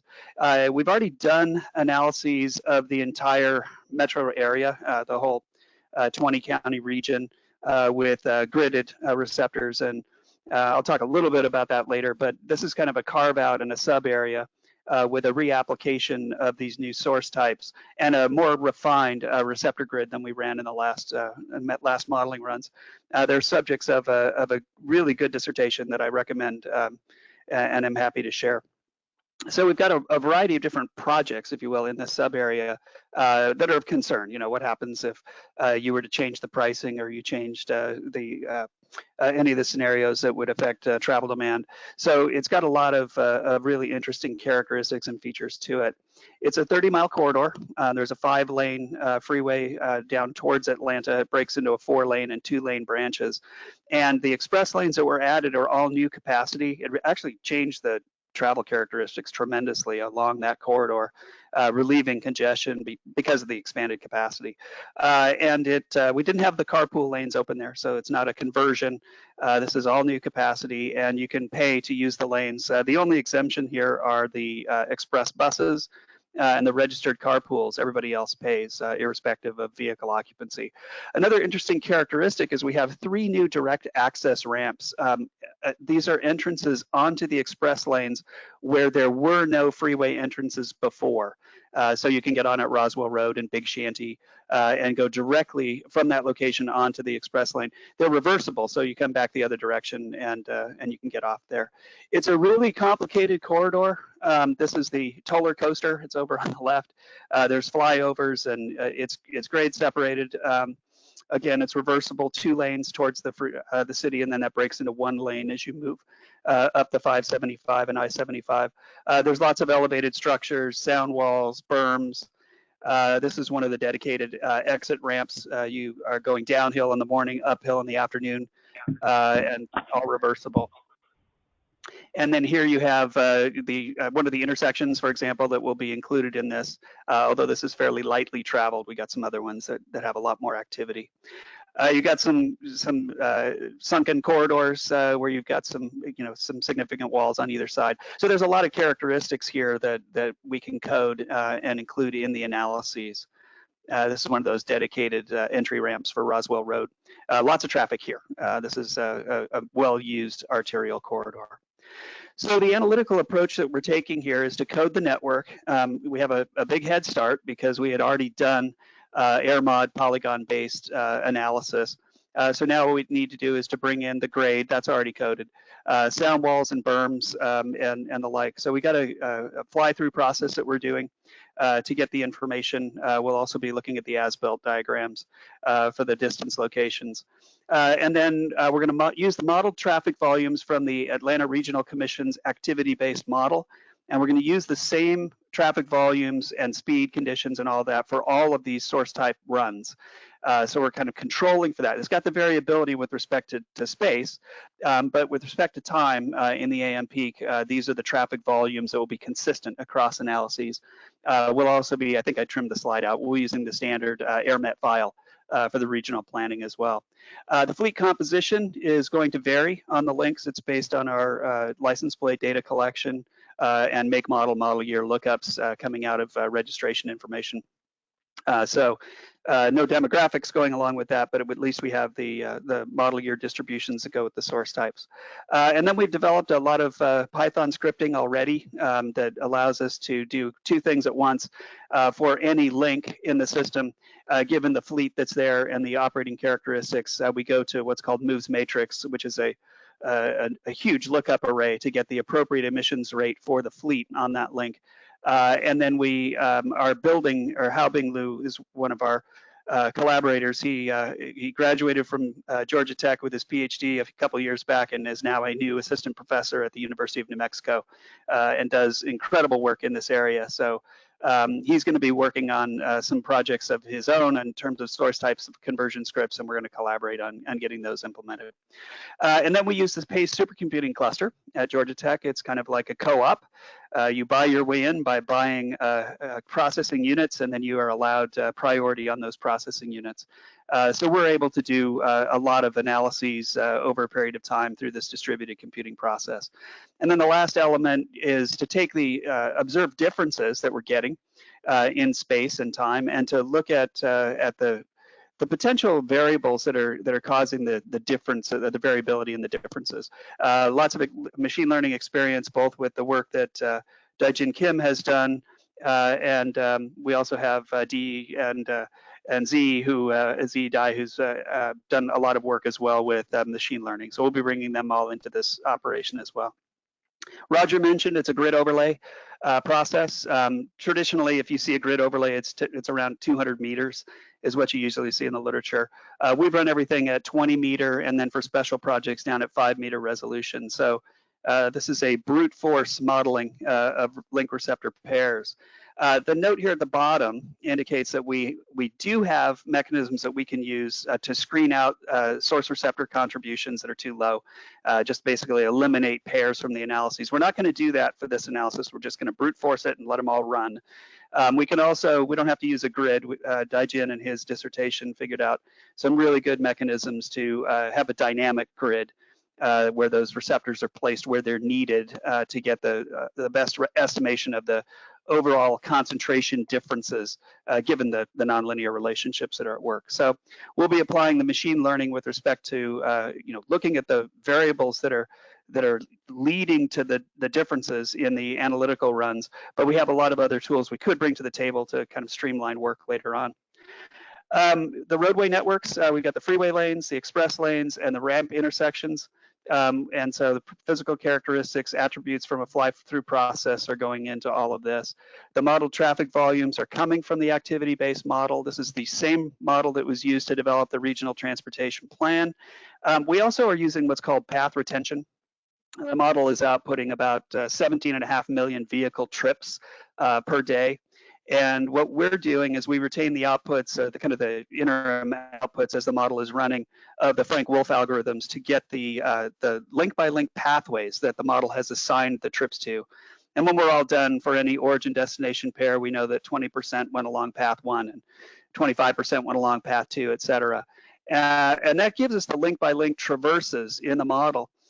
We've got a visualization tool that Hao Bing worked on before he left for New Mexico. That allows us to play back the second-by-second position of the trips using the average speeds on each link that are coming out of the modeling process. And because the trip characteristics are carrying with it information about the households and the vehicles and the demographics, we've got a lot of different look-sees that we can do with this. And so again, we'll have a lot of interesting visual outputs that will come out of this. In terms of fleet composition, I mentioned that we're dealing with 1 million license plate observations. We look at the commuter shed, where the vehicles are coming from. And we can tie, based on the TAZ of origin of the vehicles, we can tie things back to demographics of the TAZ, not the individual households. That's not allowed, but you get the idea that we can take deeper looks at how the response is going.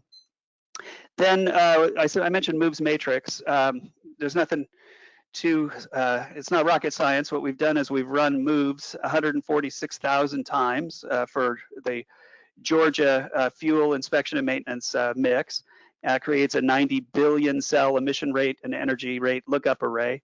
And then for any analysis we want to do, we just go and query the matrix. We actually create a subset first and then query that. So if we have a calendar year that we're looking at and we have temperature and humidity that we care about, then we can go in and get the official moves output. So we get exactly the same results that you get from moves.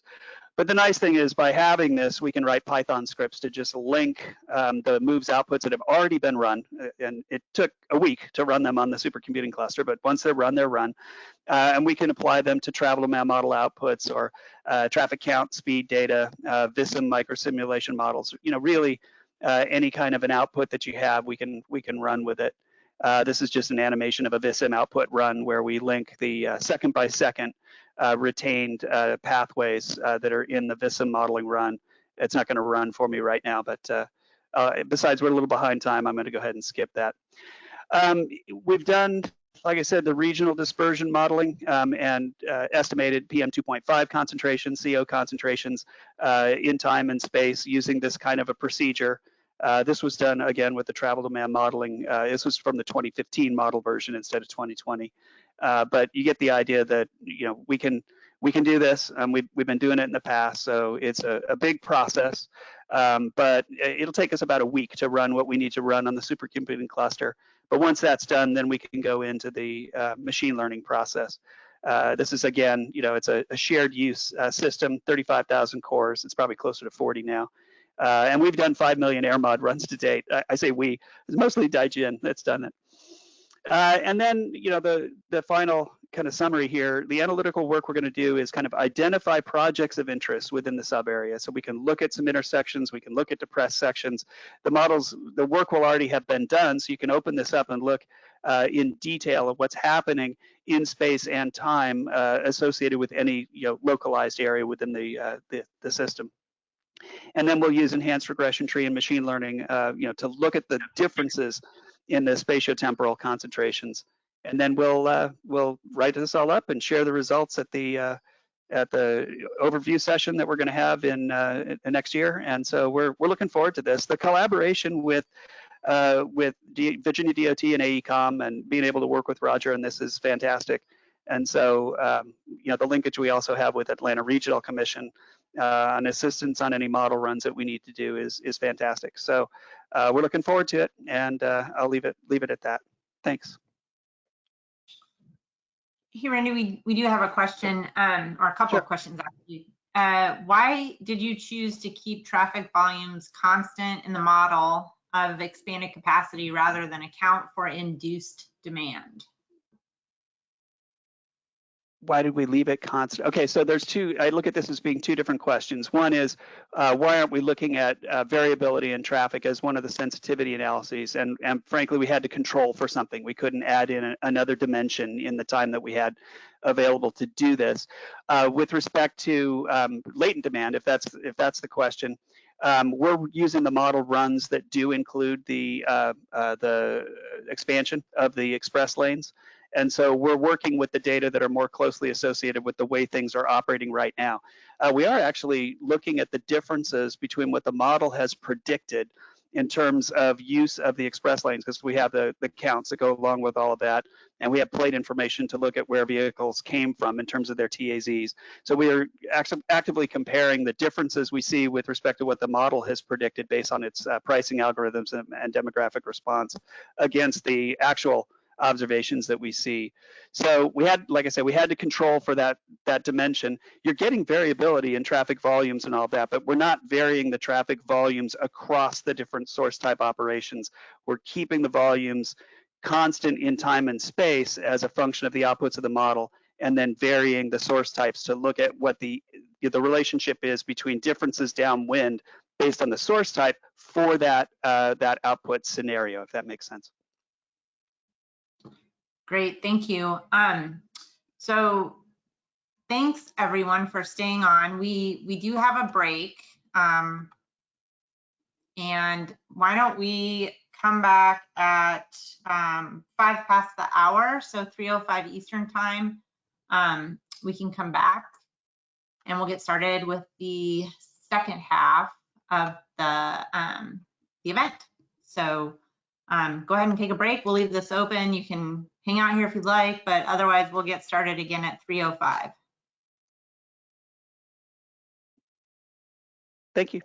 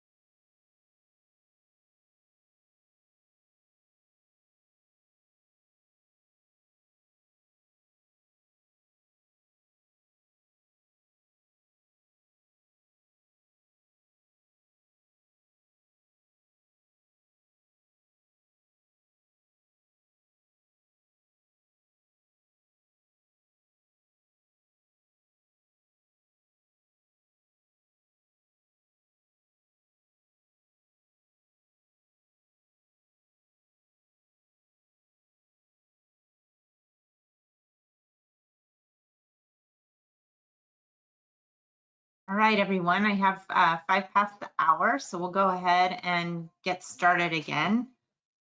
I'm gonna make Phil Burgoyne-Allen the presenter, and we're gonna look at some survey results.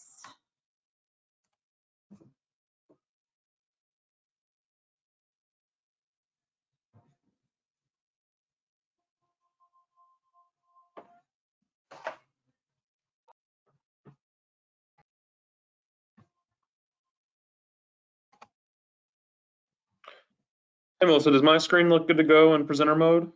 Or Yep, rather not in presenter mode? oh, you're good. We see your slides. Great, Just everybody. yep.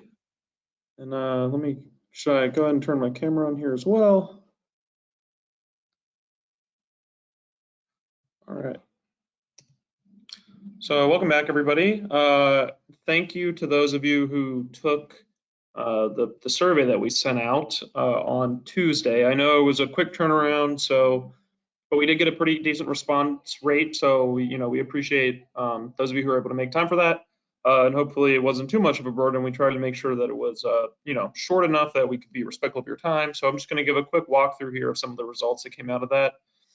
So first, just an overview of our responses. We had 48 responses. The email list I sent it out to was of 100 people, so 48% response rate, which is pretty solid. And again, thank you to those of you who took the time to help us out with that. It was greatly appreciated on short notice. We had 33 states represented across our results as well. You'll see here, I've identified the states in blue, and the states with a number in them, either 2 or 3, mean that we had multiple respondents from that state. So that's just a quick map of the variety of responses that we got from folks. So a fairly decent swath of states that we were able to cover.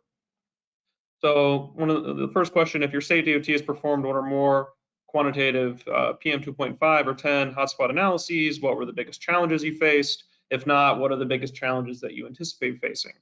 So here you'll see, pretty wide range of results here.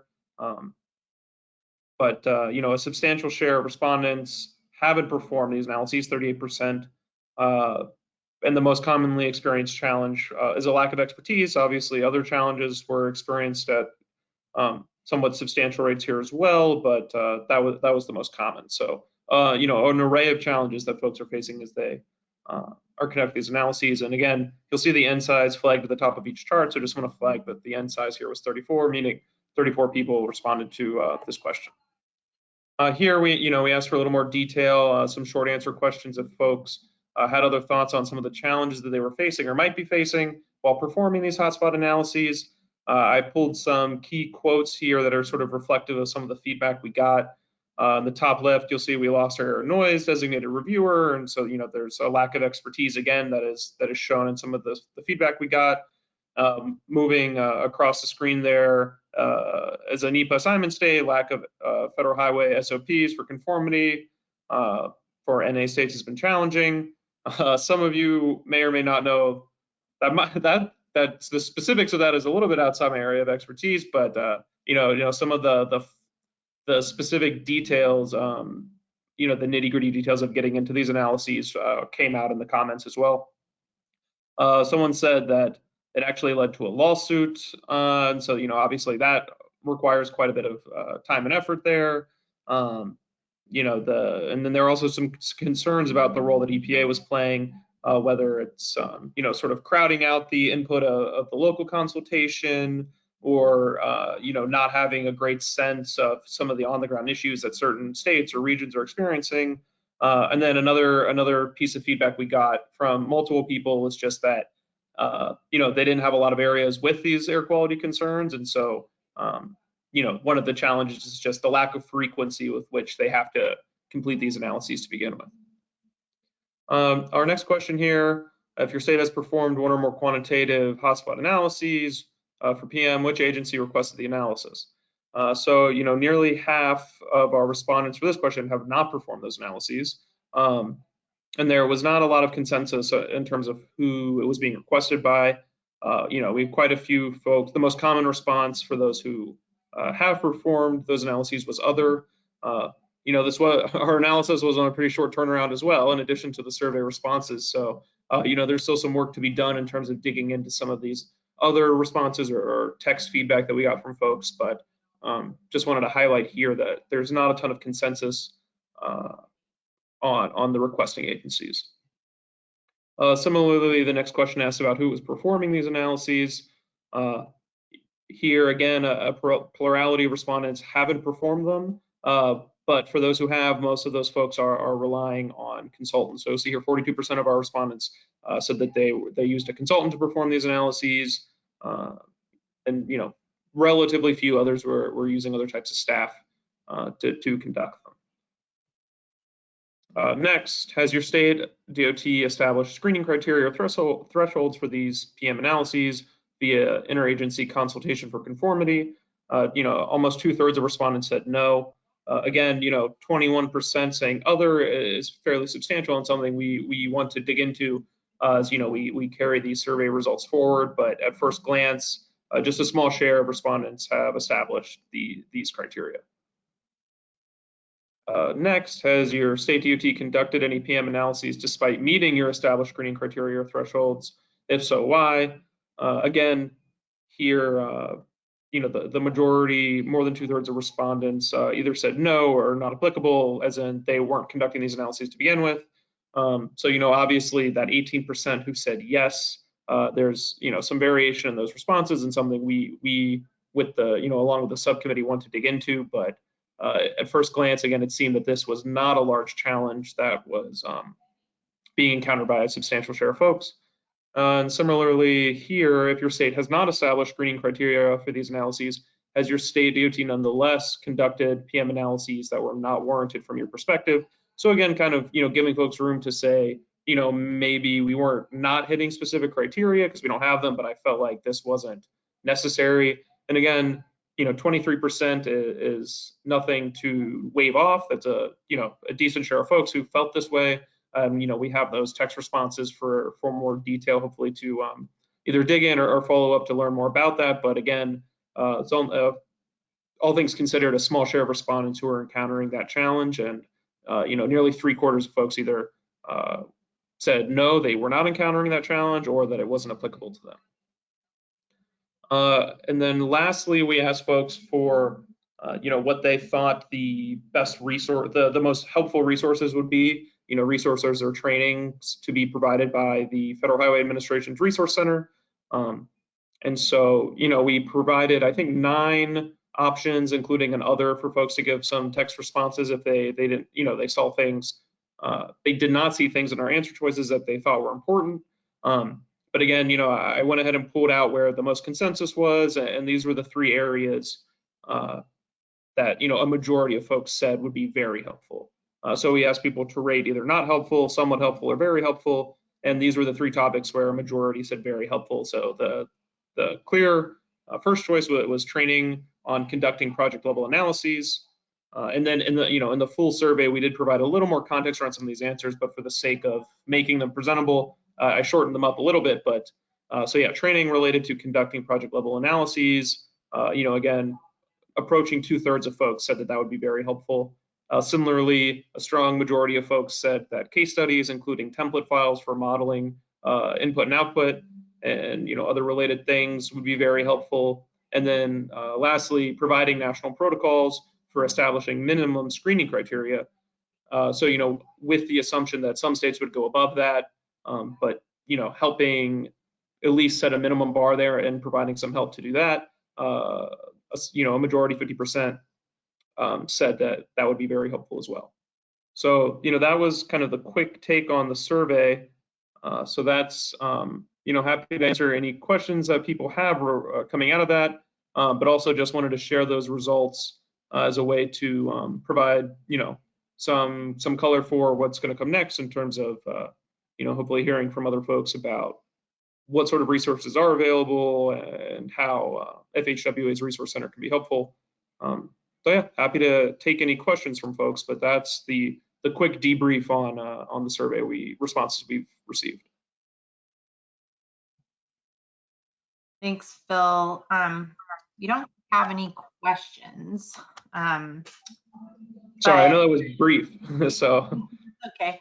And I think, as I've mentioned before, I mean, we'll make sure that this information is available to everyone. So you'll be able to see it later, and then you can absolutely follow up with us, the ASHA staff, if you have any questions.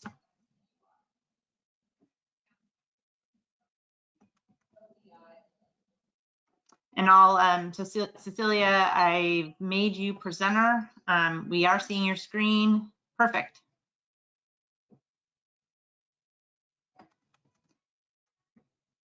Hi. Yes, we can hear you. Okay, I don't know how to turn on the camera. Hang on a second. I'll see if I can do it for you. 1 second.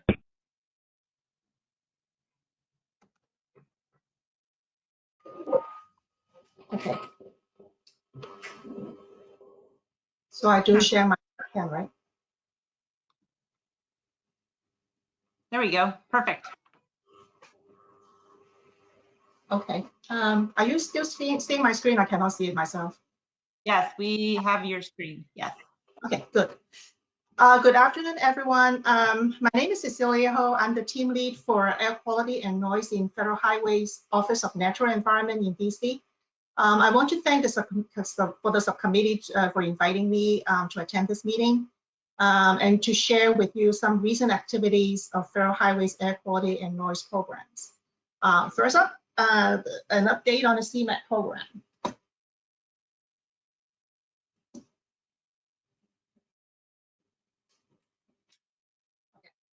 For the CMAQ cost effectiveness tables, we released an update of the tables in July of 2020.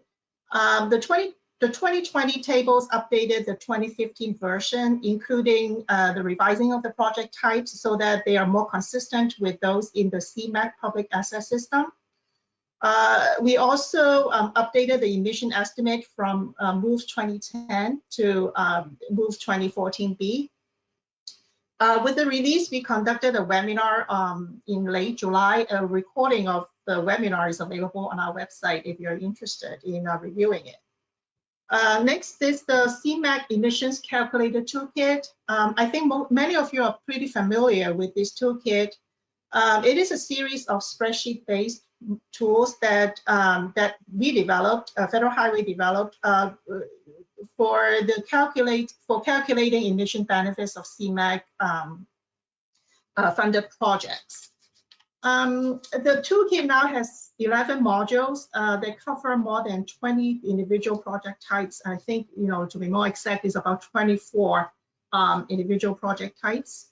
The latest module that is available now, which is really hot off the press, is the locomotive and marine engine retrofit and replacement. I just want to mention that all the modules available now cover evaluation years through 2030. We are currently working on several new modules, including adaptive signalization, electronic tolling, and construction equipment. We're hoping that these tools will be available in the next year. For all the available modules, except for the locomotive and marine engine one, we have conducted a series of training webinars, and all the recordings of these webinars are posted with each tool. If you have any specific questions or feedback to the toolkit, please send them to this email. We will address those issues or questions or feedback. That'll be easier for us to kind of track the feedback. And I'm also excited to share some new products related to the CMAQ program. First of all, we have recently completed several fact sheets that highlight the CMAQ program, basically. These fact sheets are new additions to the CMAQ brochure that many of you are quite familiar with. The fact sheet on supporting alternative fuel corridors using CMAQ funding is now available on our website. Two fact sheets. One provides an overview of the CMAQ project selection and funding process, and the other on CMAQ program benefits will be available very soon.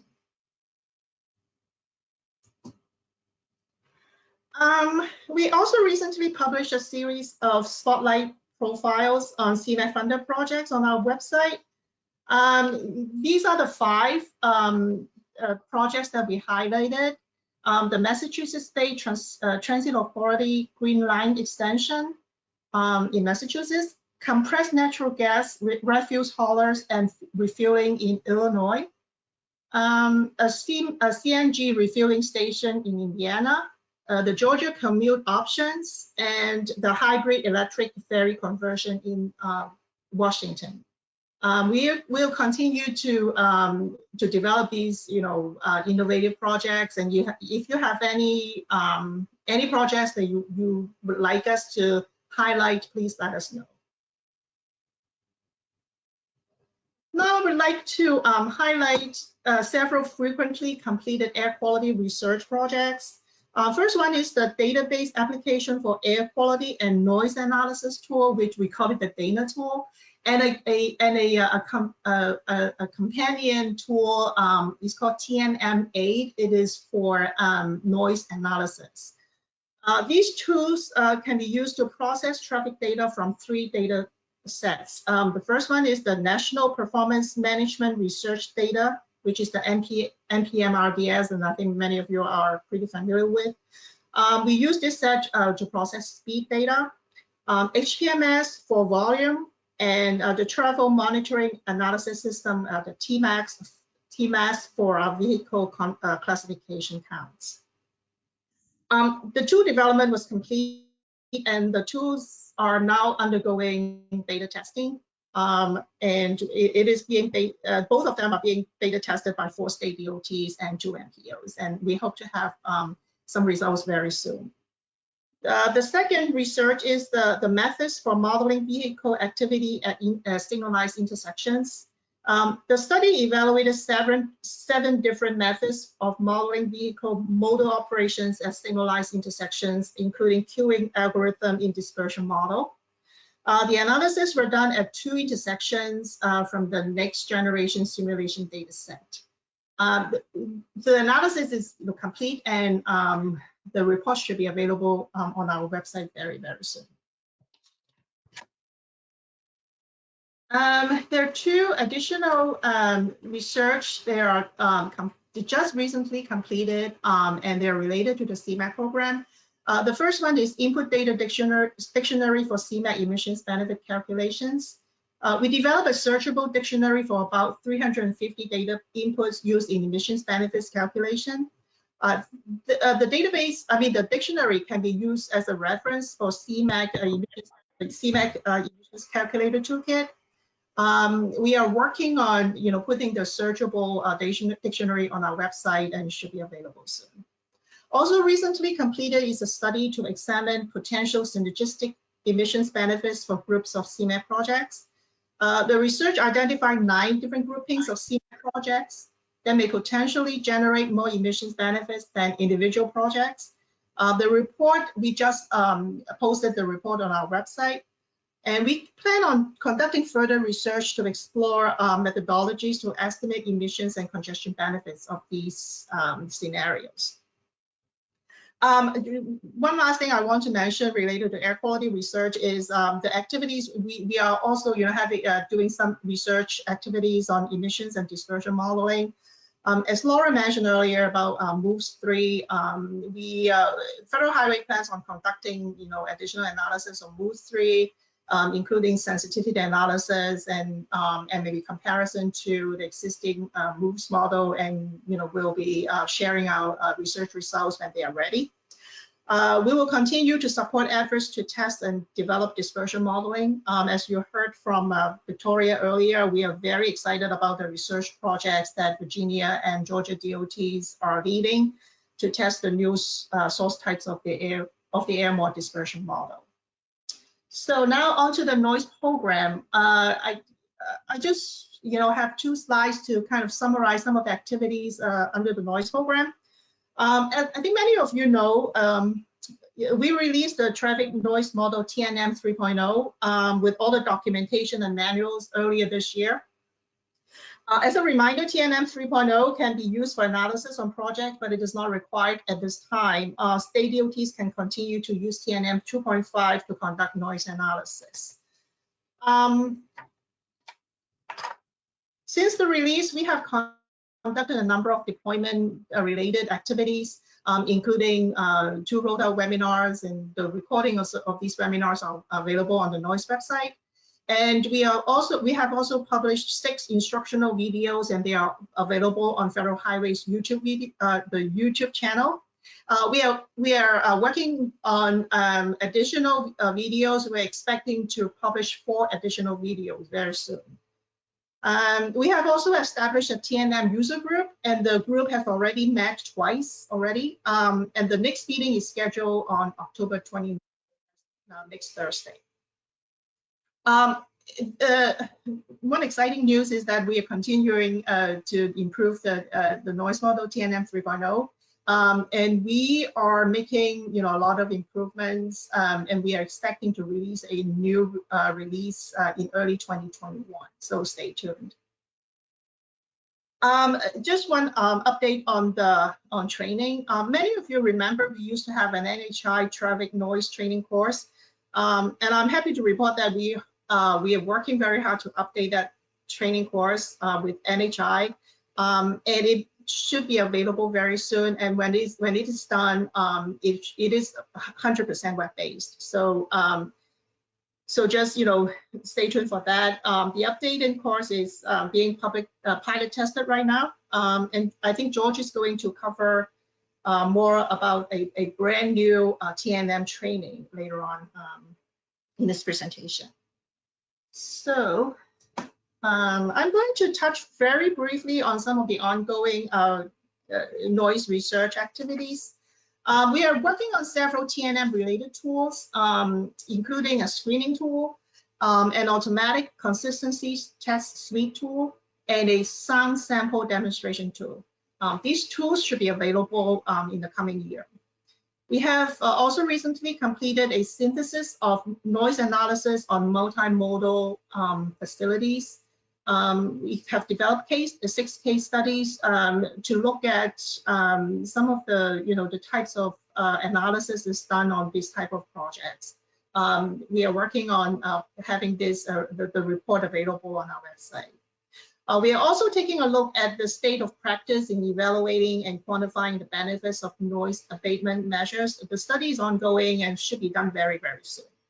So, Melissa, that's all I have.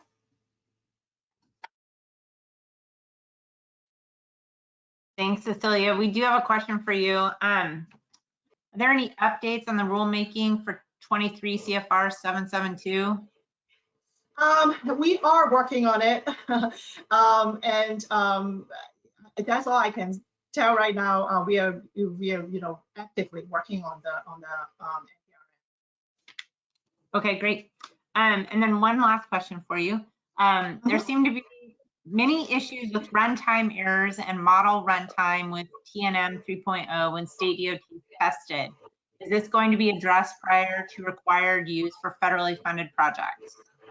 Yes, we are looking at we are looking at that. I think and I think another questions that we have received many times is the installer, and with the new release we are going to release an installer of TNM 3.0. All right, thank you, Cecilia. And George, I just made you presenter.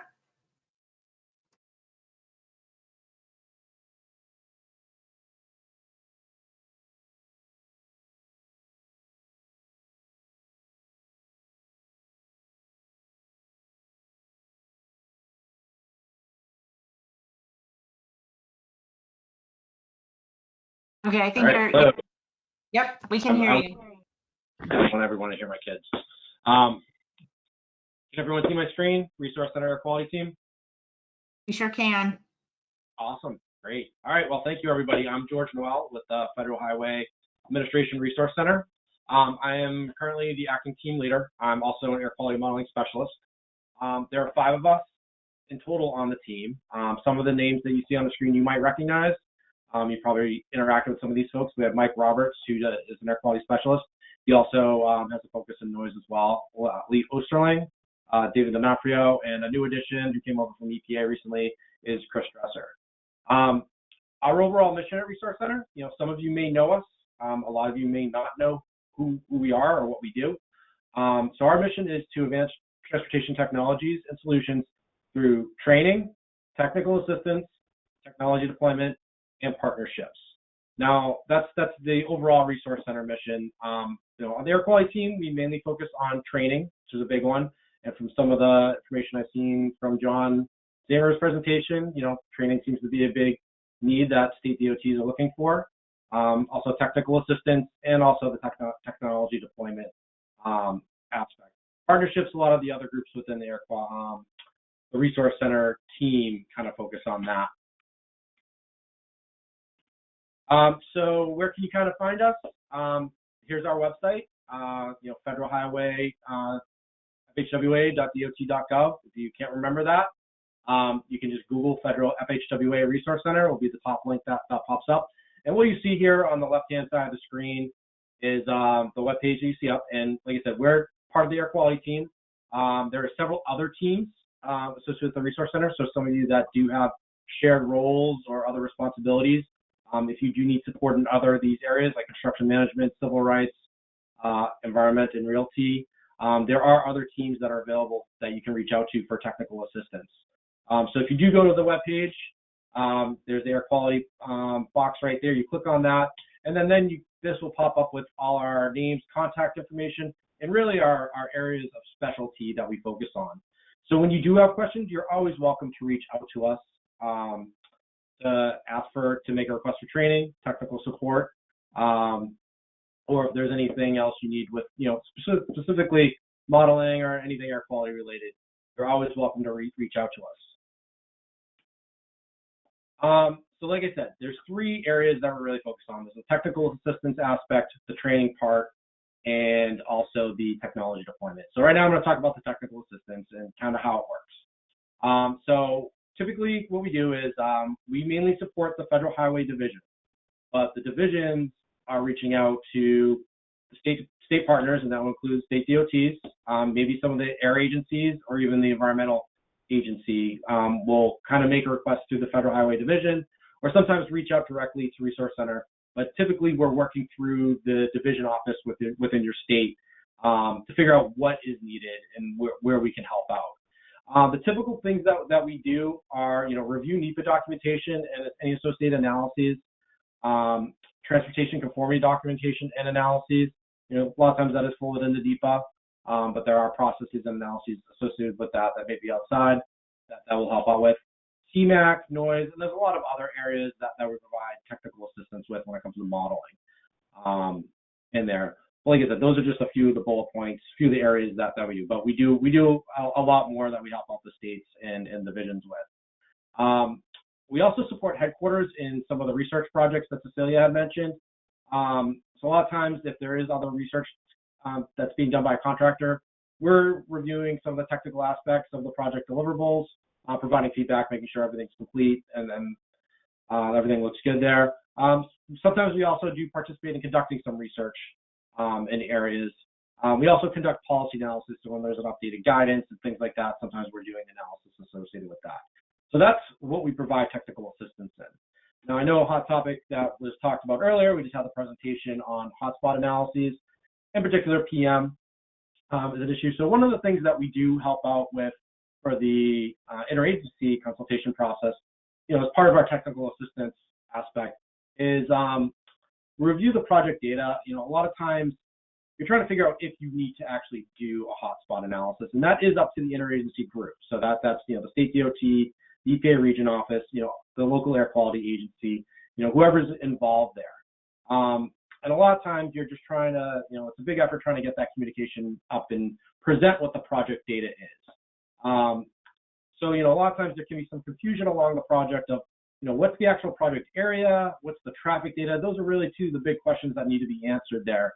And if, if you're working with EPA region office, you remember EPA regions, they're not full of traffic engineers.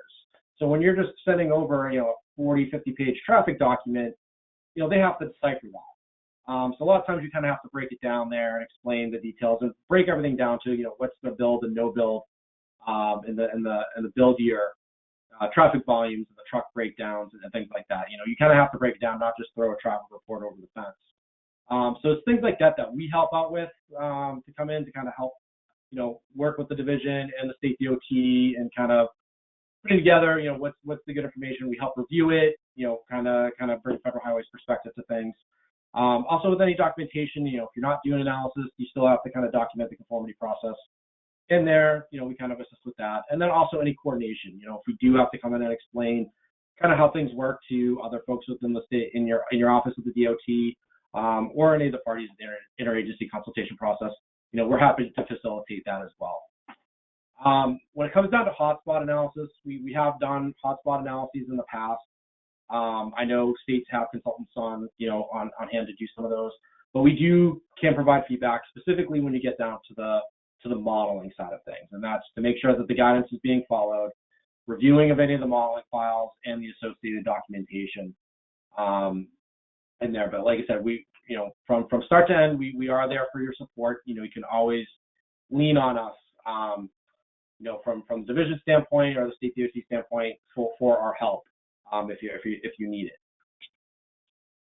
So that's kind of the technical assistance aspect that we handle. The other big area that we take care of is training. This is probably where you probably heard of Resource Center before. You probably, if you have heard of us, maybe you've been to one of the trainings we posted. If not, we do training. So if you're looking for training, which in kind of any one of these areas that you see on the screen here, we're the ones that provide it. It is free of cost. We definitely do work through the Federal Highway Division offices for these requests. The requests typically come from them. So if you're, state DOT and you say, oh, I would like some traffic noise training, reach out to your division office. You can always email us directly, but we do coordinate with the division office to do any of these trainings. So yeah, the areas that we train are up on the screen here that our team provides. Traffic noise is a big one. Cecilia just mentioned TNM 3.0. Anyone who's on the noise mailing list probably saw the email for the TNM 3.0 noise training pilot. So that is just limited to 15 people. We have all the slots filled out right now. We will be offering more of the online version of this training. We're just trying to make sure we're working out the kinks. That's why we're doing the pilot here before we go live with everything. So we will be, for those that did sign up that weren't selected, we will be sending another email out pretty shortly of trying to schedule some more dates and get people registered for those. However, if you're a state DOT team, you might have like 10 or 15 people that want training. Please work with your division office to submit a training request, and I'll explain that in a few minutes. So we know that TNF 3.0 will be a big one coming up this year. But any one of these other areas, CMAQ program, NEPA air quality, when you get to regional project level conformity, we just talked about hotspot analyses, obviously, and training associated with that. Vehicle emissions and dispersion modeling, so this is VOOMS, AirMod, Cal 3 QHC for CO hotspot modeling, mobile source air toxics, health and transportation, and then a new area we have developed training for is sustainable transportation resilience. Don't think that all these topics are just individual trainings. Things are modularized, and we do tailor all the trainings for each state. So if there are a couple topics that you want covered in like a day or two, we do combine these and we do adjust these when we do them. Obviously, each one of these areas can be, 1 day to 3 days worth of training themselves. But if you are looking for a refresher, we can do kind of a workshop format where we kind of cover the basics. Technology deployment. So once again, whenever new models come out, for example, TNM 3.0, we're kind of the technical support. So if you're running into issues, once again, I know there's a TNM website for that, but also in the field, if you're running into issues there, we usually get brought in to kind of help figure it out. Similar to moves, if you need any moves help or questions on things, we get a lot of times it's just quick questions. Those are always welcome to be bounced off us if there's some there. And same thing with AirMod. Any of the CMAQ toolkits that Cecilia mentioned, if you have questions on that, you can always reach out. And then other related tools or software. This could be some other data processing, SQL, things like that you might have some questions on or need some help. So that's kind of the technology deployment side of things. So how do you request support? There's a couple ways here. Like I said, I kind of mentioned, go through the state division office if you can.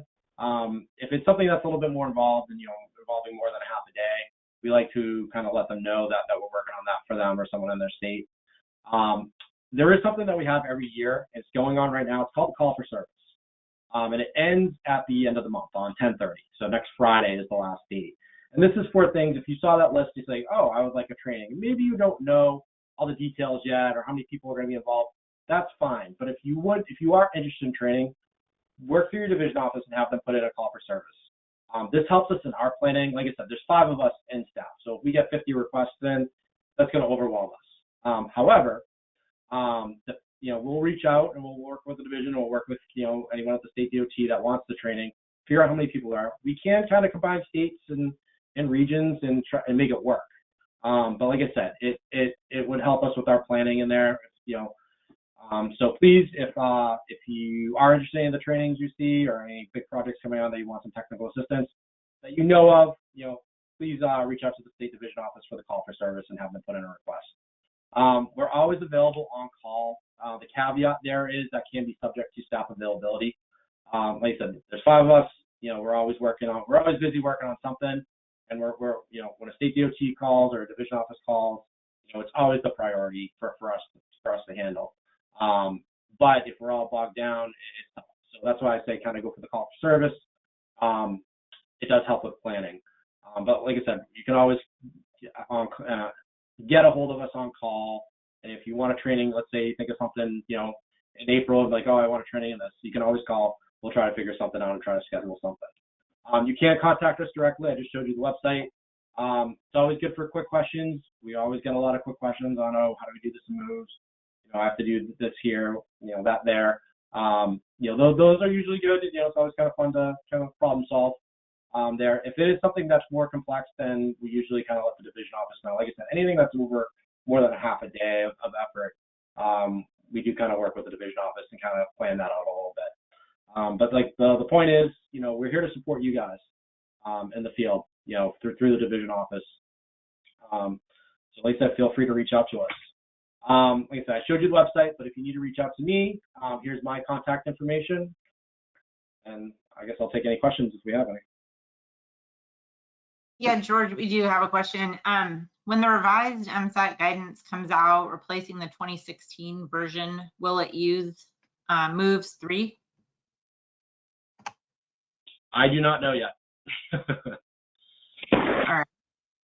And then I have another question. Can you explain more how to arrange for training for project level analyses? How long does it take when done remotely? And how long a lead time to arrange the training? And also, is there a cost? No, there's no cost. So our trainings are free. So as with everybody's adjustments with COVID right now, all our trainings have always been designed to be in person. Some things we've done in webinar formats in the past. The TNO 3.0 training is virtual. We have moved a lot of trainings to the virtual format, and there's challenges with that. It's when we're there traveling in person, it's usually maybe 1 to 2 to 3 days that we're doing training, especially when you're dealing with like modeling, hands-on training. But no matter what training you're doing, sitting in front of a computer for 8 hours, fully engaged, that can be challenging. So we've kind of modularized things. So there are challenges to doing the virtual format, but we are doing them. And we might split it across a couple days, like sessions. So we might have like a 3-hour session in the morning, a 2-hour in the afternoon, and then the following day do another like 3-hour session for something that we would normally cover in a day. So it is a little bit different. We're trying to work through it. Obviously, there's some kinks there. For requesting training, like I said, you can go, if I go back to the slides a bit. I don't think sorry. I'm sharing. It's fine. It's fine. Like I said, you can reach out to us directly. Like I said, right now the call for service is a good opportunity to get that because there is a priority put on those trainings. So the lead time is going to vary depending on staff availability. But like I said, if you have a bunch of states, let's say in the Northeast, that all want project level training, if we get a bunch of them in and we know that there's only going to be like 10 people in the training or 15 people in the training, we can essentially combine it. That's why I say like try to get your information in the call for service because that helps us organize. And that's obviously less lead time. a lot of times we get things in individually by state. So we're doing one thing, one state, and then all of a sudden another state will hear like, oh, you guys are doing this training. Can we have a few people hop on there? And sometimes we allow that, but you know, we don't like to have, you know, trainings with, you know, 50 people in it. We do like to keep the class, you know, 20, 30 people, because we want it to be interactive. We want people to be able to ask questions, and really we like to tailor things to the state. You know, what are your issues? Great. And then just one quick question, is the call for training requests that closes on October 30th just for the Air Quality Resource Center or for all Federal Highway Resource Centers? It is for all the resource center. So it's not just the air quality area. If any other area, you know, like I said, those requests do go in through the state division offices. So if you do have something in one of those other areas, reach out to the division office, let them know.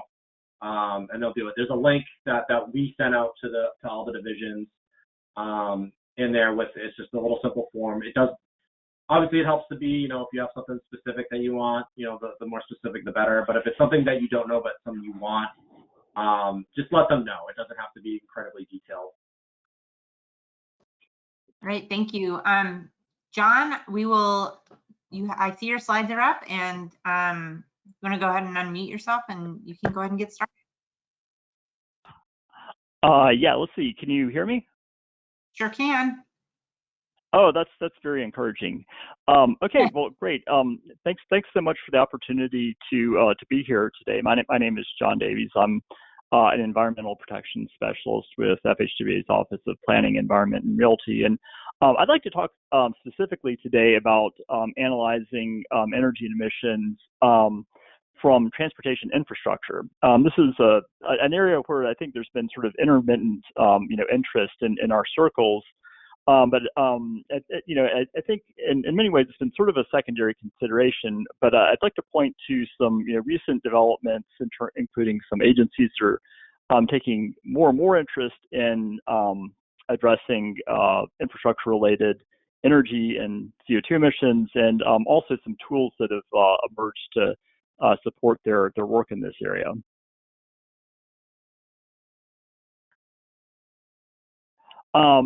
So some things I'm going to talk to you about today. First is, sort of how you frame infrastructure-related emissions analysis. Some important principles for how that work is done. Second, I'd like to talk about a recent pooled fund effort that has delivered an update to the infrastructure carbon estimator, which is, I think, a good tool for I think our community to help. For them to estimate those, to estimate infrastructure-related emissions. And finally, I'd like to talk about some goings-on with FHWA's Sustainable Pavements program. So this is a figure that probably looks somewhat familiar to many of you, especially the triple bottom line shown in the circle with its pillars of social, economic, and environmental analysis. And on the outside of the circle, I've shown some of the tools or methods that are often used to evaluate, the associated outcomes. What I'm going to be talking a lot about today, for purposes of environmental analysis, is life cycle assessment.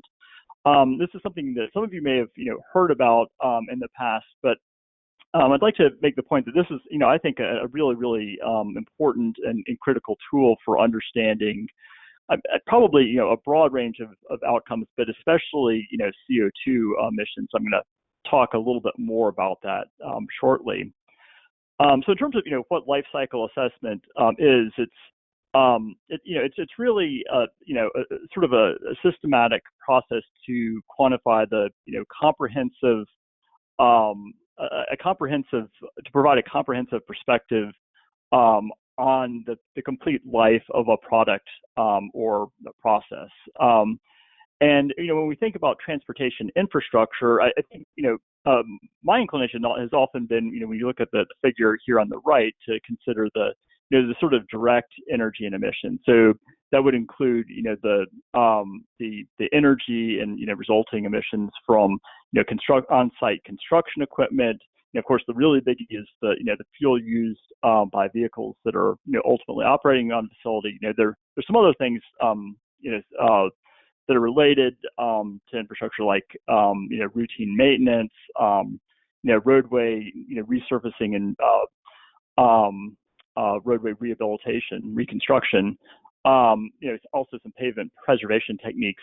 But one of the things that struck me as really interesting is that a very, very significant source of infrastructure-related emissions come from the upstream processes, which really are connected to raw materials. And so this would include raw materials extraction, the movement of raw materials to locations where they're processed, and then ultimately their movement to the construction site. And there are a lot of analyses that suggest that combined, the upstream emissions can actually be larger than the direct energy and emissions that are typically evaluated when we think about infrastructure related emissions. And then making sort of a fine point about this, and what whether it's important to apply a life cycle perspective. I'd like to provide a little bit of a contrast between criteria pollutants and MSATs over here on the left, and then energy-related emissions, such as CO2 on the right. So when we think about criteria pollutants, these are these are substances that are short-lived in the atmosphere, and they have localized impacts.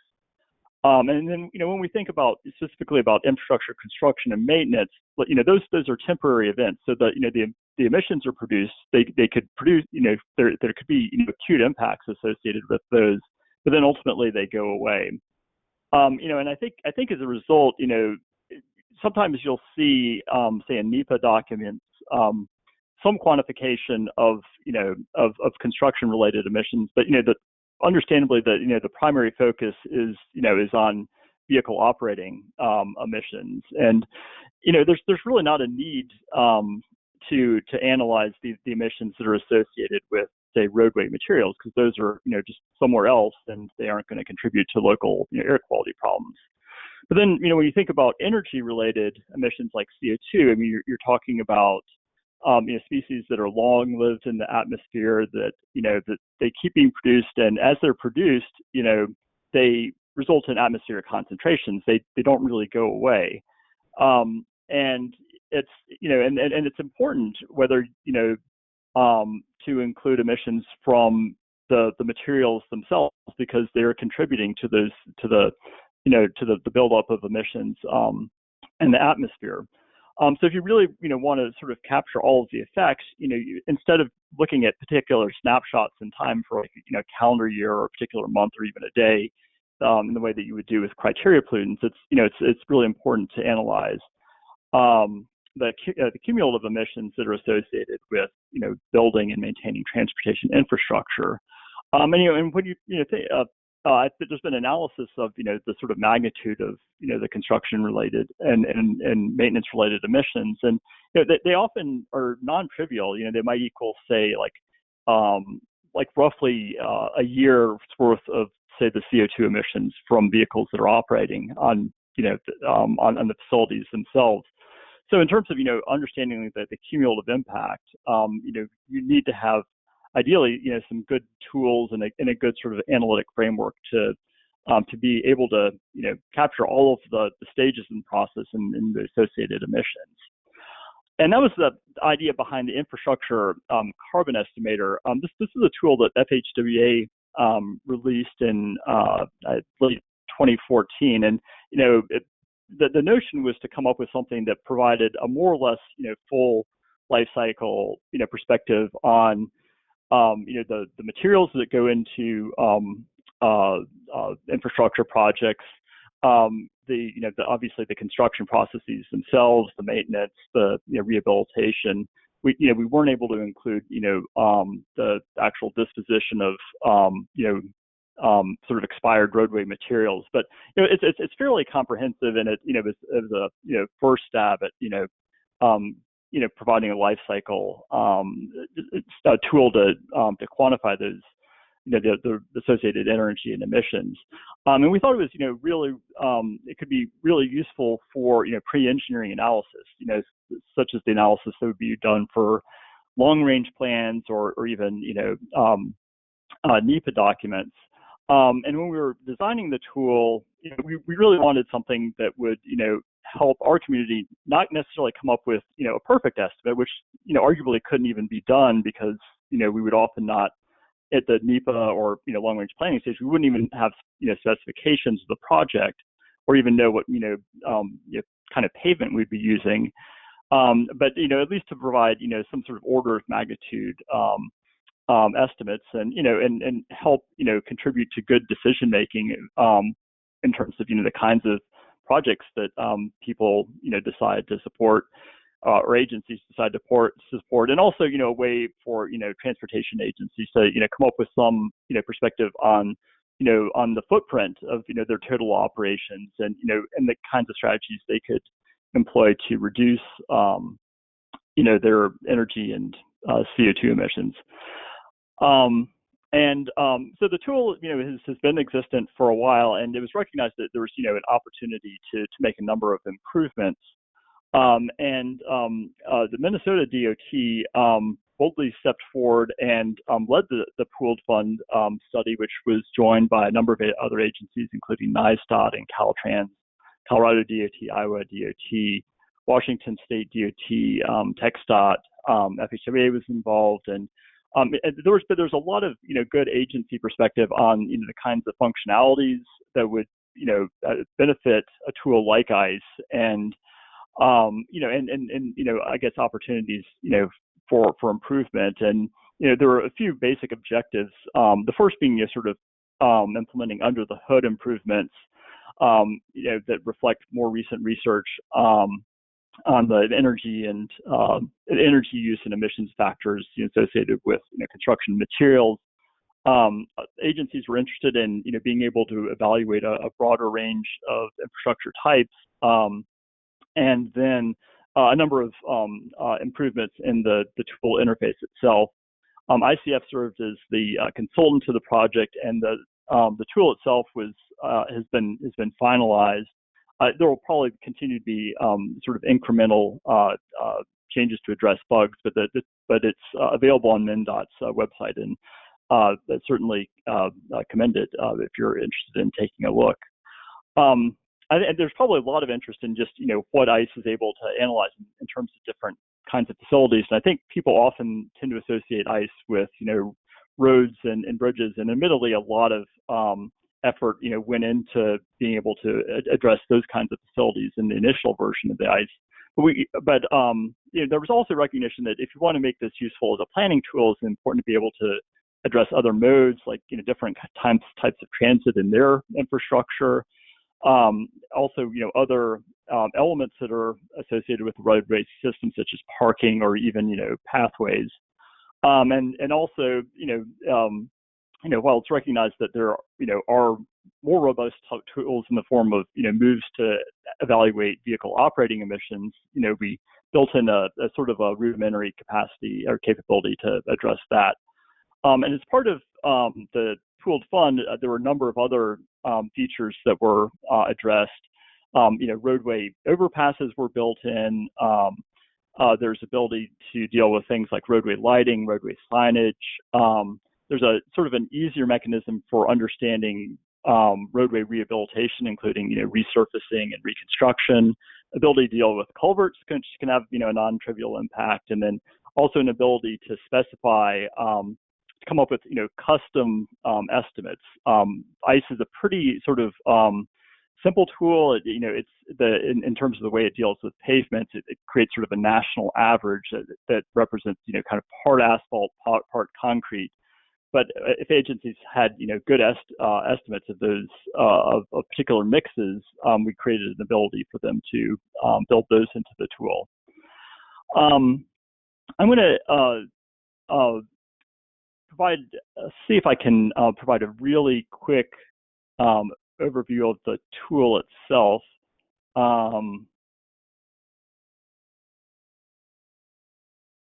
Let's see. Hopefully that's appearing on everyone's screen. But this is what you see when you open up the ICE model, and it's it looks kind of blank. But an important first step is identifying, sort of where you are. And this is primarily important for being the tools consideration of, roadway maintenance emissions and things like, snow plowing. So you indicate your tool, and then behold, there, sort of more features appear. Another thing that you have to specify is the time frame of your analysis. And this is a really important consideration. Insofar as the tool can, annualize emissions, so it could show, what emissions are, for particular points in time, or it can, calculate cumulative emissions over a particular time frame. But, I think we included a 30-year analysis time frame because I think there's a perspective that represents sort of a traditional, sort of facility lifetime, although the facility itself will tend to be around longer than that. But anyway, those are, some really important, first steps in terms of doing the analysis. There's also an ability here to, sort of customize the electricity emissions profile. That's, really useful for, like roadway lighting. But in terms of, just I think understanding like the getting started, there are two different sort of tool uses that you can toggle between. And the nomenclature is a little bit confusing, but if you want to evaluate, a single roadway element in detail, you would select project, and then you could select, select something like, roadways, and then, there's an ability to provide inputs on the type of roadway, and then to create some custom specifications. But I think for purposes of today's presentation, I'm just going to talk about the planning, which allows you to essentially evaluate multiple elements at one time. And I think two that would be of a lot of interest to people would be both roadways and vehicle operations.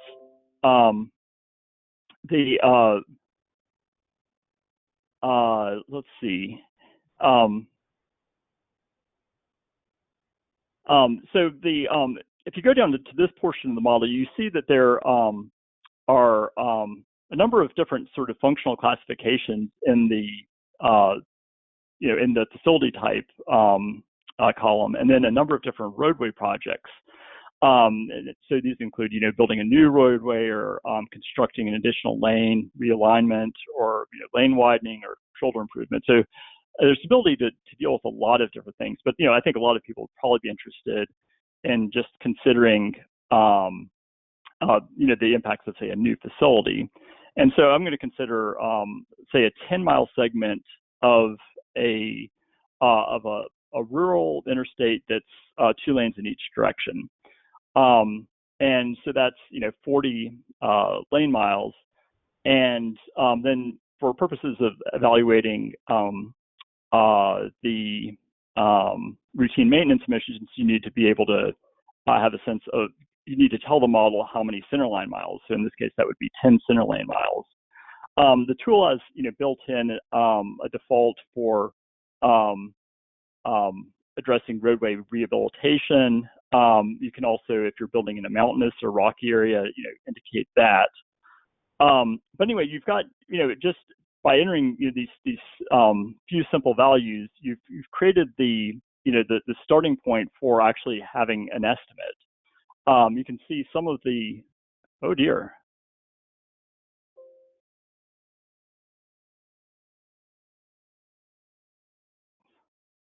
Well, I did not make my sacrifices to the technology gods, and so it's a good thing that I have some backup slides here, which hopefully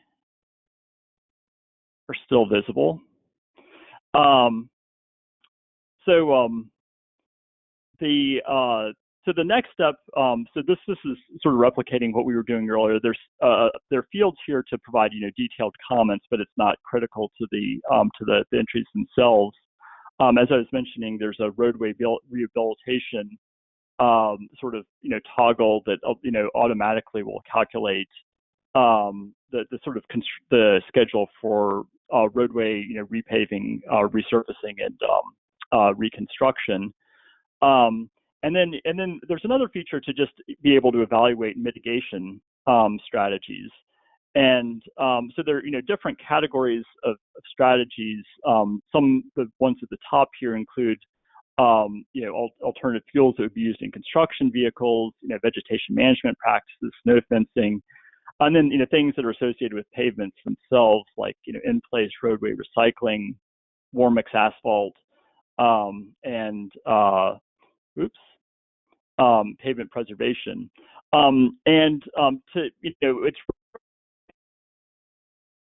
It's some of these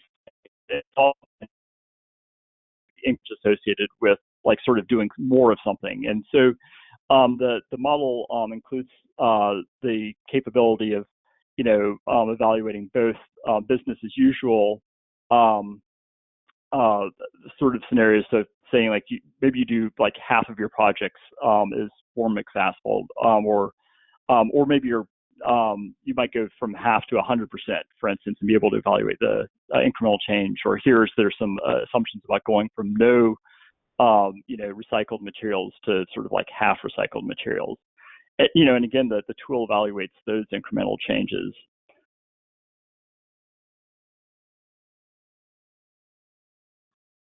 And then the tool, provides outputs in a number of, sort of easily digestible forms. And you can select from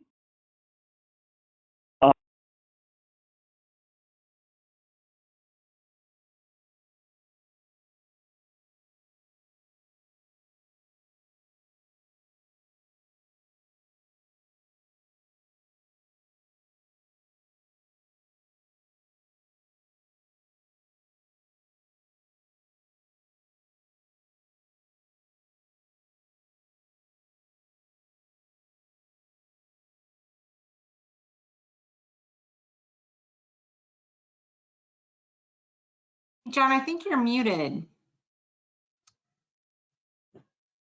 Oh, can you hear me now? Yep. Oh, yeah, I apologize. Okay, how long have I been muted? I don't know, probably a minute, 45 seconds. Oh, okay. Okay. Well, anyway, just to this is a number of different ways that the apologies for that glitch. But yeah, here's the summary of how the results are are presented, and there are different ways that they can be viewed, including sort of annualized energy use, annualized CO2, and then total cumulative emissions in CO2, and then the results are summarized in different ways, and you can see in this example that there's a lot of emissions from the roadway materials. So switching gears just a little bit, FHWA also has a sustainable pavements program. This is operated out of our infrastructure office, and they're a really, really good resource. They're very engaged with sort of industry activities and sort of other stakeholders who work with infrastructure and pavements. So they know, they have a really good sense of sort of what's going on, the latest research, and they do a lot of education and outreach. They're very, very helpful in the development of both versions of ICE, and they're developing their own tools. Just to talk about a couple of things that they have available. I talked about the mitigation strategies in ICE, and it's a kind of a simplified. That's sort of a simplified functionality, but and this is also sort of simple, but it provides some sort of useful high level descriptions when you click on individual strategies of the environmental, social, and economic impacts. And so if your pavement engineer says, hey, yeah, this is great from an environmental perspective, but it's going to cost more, if you use this kind of tool, you would be sort of forewarned and forearmed with that kind of knowledge. So it's useful in understanding sort of different different dimensions.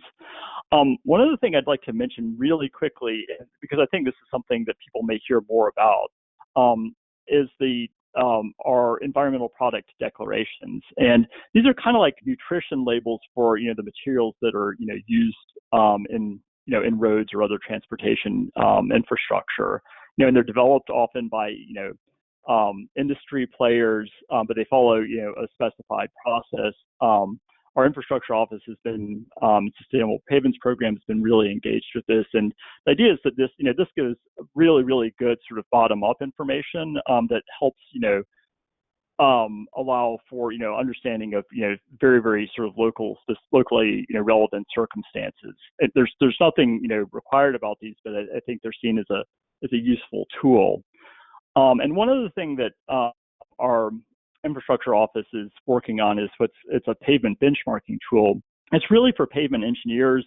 Again, it provides, it interfaces with EPDs, so it has, good sort of bottom-up information. And if you really are interested in like figuring out, what would be, your most sustainable strategy, I think this is probably gives the most, robust estimate of the impacts. It's a tool that's been released in sort of beta form, and final version will be presumably forthcoming in the coming months.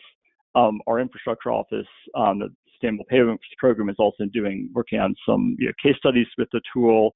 They're working on EPDs, and there's a possibility in procurement. There are certain states that are talking about using that data to sort of evaluate outcomes and ultimately to incentivize sustainable practices. So that's the sort of nickel tour here. Here are my contact details, and also I've got contact details from my counterpart, Heather Dilla, in the infrastructure office. So yeah, that's I don't know if there's time for any quick questions. So thanks, John. We don't have any questions quite yet, but if some do come in, I will follow up with you after to get them, because we are, as you mentioned, running a little short on time. The good news is that we can keep going past the time that we have slated to end at 4:30. So thanks everyone for hanging in. We do have a couple more speakers. And so I'm going to turn it over to Chris. And Chris, before you get started, if you want to go to display settings at the top of your screen in the middle and click on swap presenter, there you go. Perfect. Thank you. Great. Thank you. Okay, perfect. That's helpful. Yeah, so I'll see if I can get through this in 10 minutes so that we don't cut Karen short and keep everybody too long. I think most of you probably have heard of this project. It's been going on for a couple of years now, developing a guide for how state DOTs can estimate and reduce greenhouse gas emissions. We've got a good team together with Gary McVoy, John Zamers, and good company, basically looking at tools, methods, and data sources, and really helping you respond to any sort of state, local, or federal requirements as they come down the line. Yeah, so I mentioned it's been going on since the middle of 2018. A couple of, I think, things to note on the project approach. We've had 3 phases, and there's been quite a bit of outreach already to get input from states as we go along. So we had some initial outreach in the spring of 2019 when we went out with an early draft to Washington State, Minnesota, and Texas, and got some feedback with some workshops there. And then just this past summer, we've, with the draft final, or almost draft final guidebook, we've done some implementation support with 3 more states, Colorado, Nevada, and Delaware, and Hawaii pending. So we've gotten almost, well, actually about 10 states, including a couple of neighboring states, participating in workshops already. So that's kind of a cool thing for NCHRP, is to get all that feedback and also kind of get a jump start on getting the guidebook out there. Another exciting thing, this is going to be published as a web resource document. This will be the first NCHRP web resource report. The airport program has done some of these, a few of these already, but this will be more like an online, document with embedded links and all that, and it won't be a traditional PDF. So it's kind of modular, and that's kind of cool, I think, for helping the navigation. This is one of the frameworks of the guide. We break the guide out by functional area, from executives, planning, environmental, construction, the whole the whole set of functional areas within a DOT, and then kind of break it down into the steps you go through to look at greenhouse gases, from policy, institutional considerations, inventorying, outreach, strategy, looking at strategies, implementation, and monitoring. This is another foundational guidebook or foundational element. We have the 4 levels of engagement defined. Level 1 being you're pretty much new to the topic. Level 4 meaning you're pretty much doing everything you should or could be doing. 2 and 3 are sort of in the middle. We've come up with self-assessment tools that are applied for every functional area, and so you can look at what you're doing now, what you want to be doing in a few years, and some steps that you can take to get there. The guidebook is organized. We sort of group things into 4 sections. There's some background sections, just even the basics of greenhouse gases and climate change, some examples of planning for uncertainty, institutional considerations, including policy, partnerships, communications, performance monitoring, sort of a putting it all together section. Then specific functional areas, which I mentioned, we've got a section on each functional area. And then finally, some technical resources and appendices. It started off, the guide was going to be a lot about evaluation tools. We do have a good guide to quantitative evaluation tools in the appendix, but there seems like there's also a lot of good resources out there already. So we kind of ended up doing a lot on institutional considerations and as well. And we take pretty much an approach to each section that looks at, why would you address greenhouse gases here? What's the level of effort? How does it relate to other things you're doing? Who should be responsible?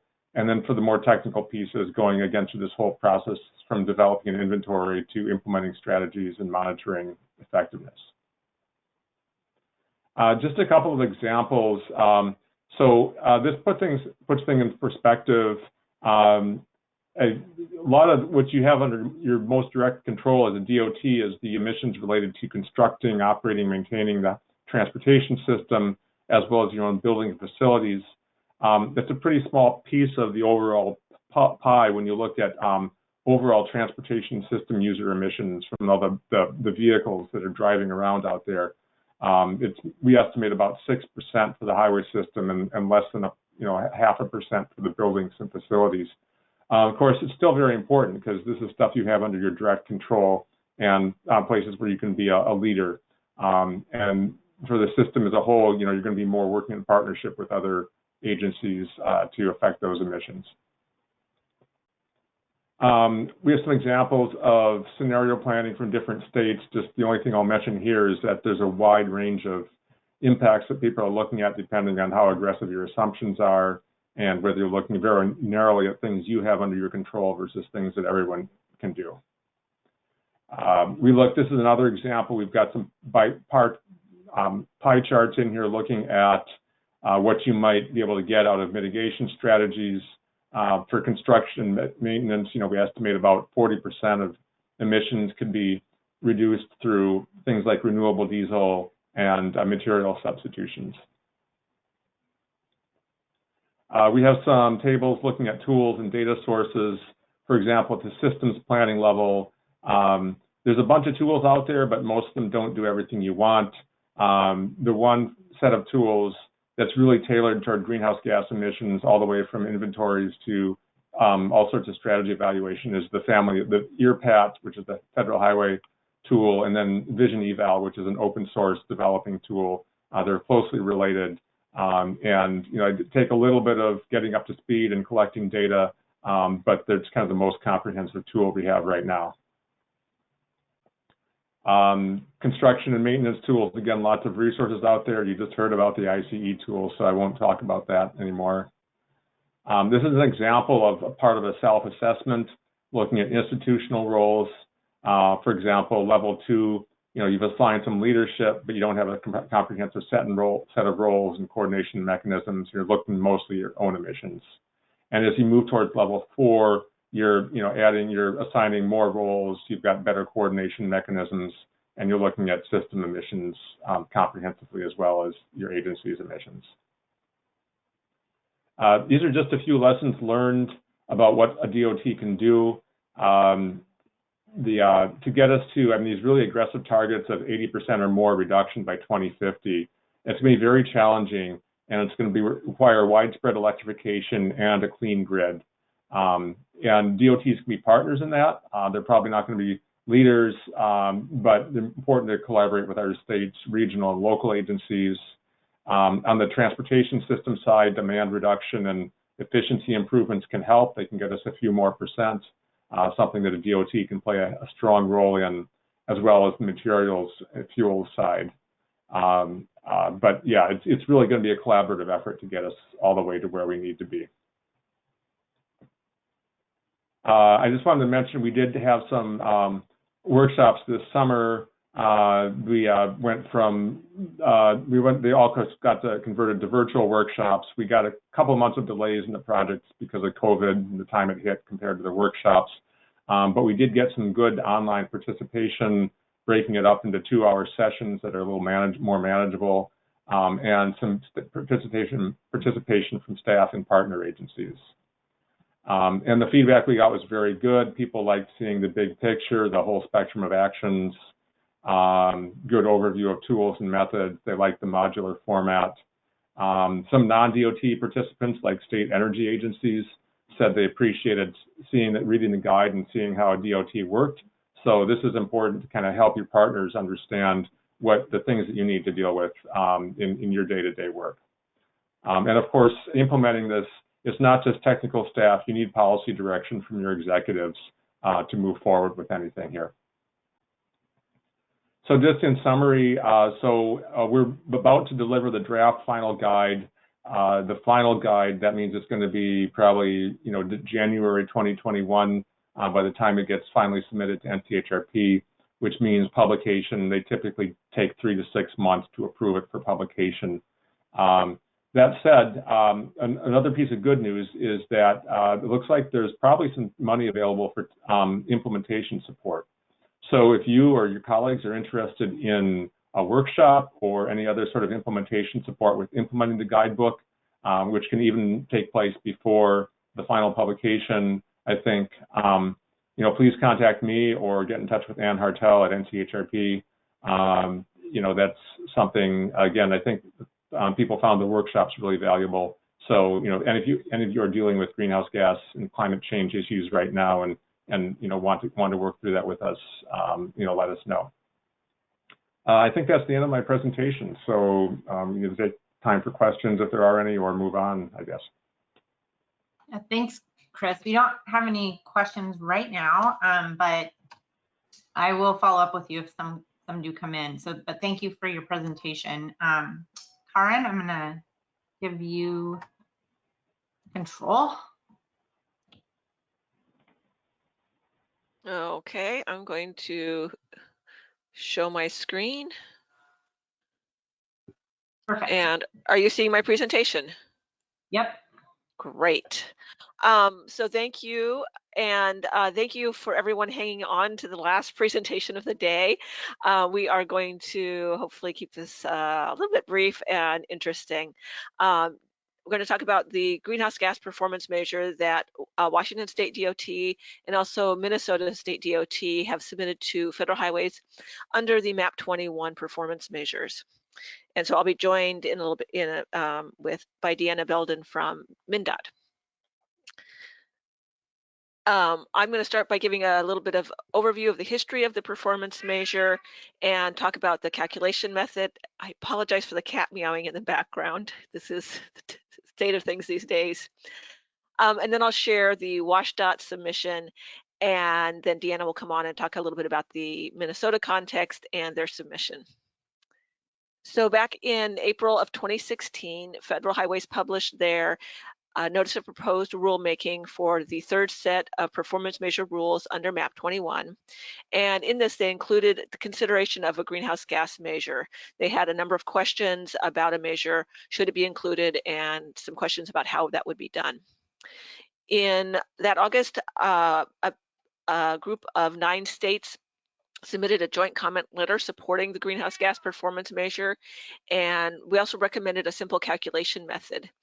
And those states on that letter were California, Colorado, Delaware, Minnesota, Oregon, Pennsylvania, Vermont, Virginia, and Washington State. When the final rule came out in January of 2017, Federal Highways included a GHG performance measure in that, and it was focused on the National Highway System, the NHS. It pretty much followed the calculation method that had been outlined by the states in the letter during the comment period. Later, during 2018, this measure was revoked, although the other measures were retained. Nonetheless, WashDOT and Minnesota, a number of states felt it was important and had various reasons for looking at how this might be incorporated into their work. WashDOT and Minnesota both decided to submit a voluntary performance measure following the procedures outlined in the original rule that September, with the baseline report for the first reporting period. Really, a lot of in this was about keeping it simple. The measure is intended to give a sense of the direction and magnitude of changes in the on-road greenhouse gas emissions in the state. It's not a precise accounting of all the GHGs related to on-road transportation, and it's not meant to show the individual effects or the effects of individual projects or programs to reduce emissions. Again, it's really giving that direction. Are we headed in the right direction, or what direction are we headed in, kind of, and particularly to show trends over time. The calculation method, again, was focused on keeping it simple. It is based on fuel sales data that Federal Highways publishes every year, multiplying that by an emissions factor that's come from EPA, and then multiplying that by the portion of the state's VMT that is taking place on the National Highway System. So that's the simple equation. I don't normally show equations on slides, but it's fairly simple there. The fuel sales data comes from the Highway Statistics Manual, as does the VMT. And I've indicated the tables here in case you're interested in looking those up. The emission factors for what I did for Washington, I pulled from the EPA and used these. And also another way of keeping this simple is it's focusing just on the CO2. The nitrous oxide and methane calculations get more complicated and are somewhere less than 5% of the emissions. So looking at the CO2 overall really still gives that directional indication. So for WashDOT, the first thing I did is I calculated our history and to look at where we had been, and knowing that our state goals were based off of 1990 levels, I wanted to go back that far to see where we'd been so I could calculate trend lines, glide slopes to future limits. And so there's 14.4 metric tons was our emissions for 1990, our historical trend. The last year we had data for at the time I was working on this was 2017. That was 18.2. And then I plotted the lines to different goals. Our 2020, 2035, and 2050 limits were in statute at that time. Our governor had indicated strong support of the Paris limits, so I put that in as well. I also knew that our state limits in statute were under consideration for being strengthened. They had been it had been discussed in the legislature several times and has actually since been strengthened. So in the end, we actually decided to go off of the Paris limit. It was more recent indication of the types of the limit that was going to be appropriate. And so we just drew that line down to the Paris limit and looked at where should we be in 2019 and 2021. And those were our limits or our targets for those years for the performance measure. Our submission for 2018 was just one page. I set it up to be fairly similar to the questions that the system was asking for the other measures. I was also working on the CMAQ emissions measures, so made it similar to that. What's the baseline, what's the target, having a little bit of discussion in there. And so we just passed the deadline for the first, the 2-year mid-performance reporting period for this first reporting period. So we reported our emissions there. We did have, at this point, we now have 2018 data. 2019 data is not available yet. I expect the tables will become available sometime next month. So it was a little late for reporting. And so here I show, this graph shows our 2019 target and 2021 target, our 2025 target that was based on Paris, and our new 2030 target, which is much lower than our original 2035 target. So they do line up. And what we see is we are not meeting the targets. It doesn't mean that they're we shouldn't have them. It gives us an indication that we have more work to do. And so for our 2020 submission, this time it was a little over or almost 2 pages. I included the data there in the table with the information about the baseline, our target, whether or not we were data showing whether or not we're meeting it.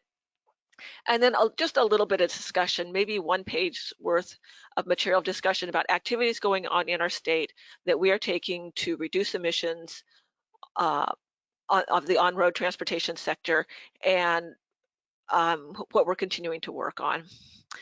Because this measure is voluntary, there is no penalty. It's a matter of continuing to report and reflect on what we're doing and try and take more action on that. So now I'm going to turn it over to Deanna and let her talk about the Minnesota context.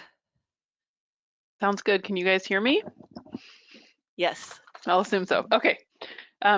So I'm responsible at Minnesota DOT MnDOT for our federal measures reporting overall. So I coordinate with the functional system experts and put together the whole package. So that's to say I'm not an air quality expert like Karin, but I've been asked to present this because of my role at MnDOT.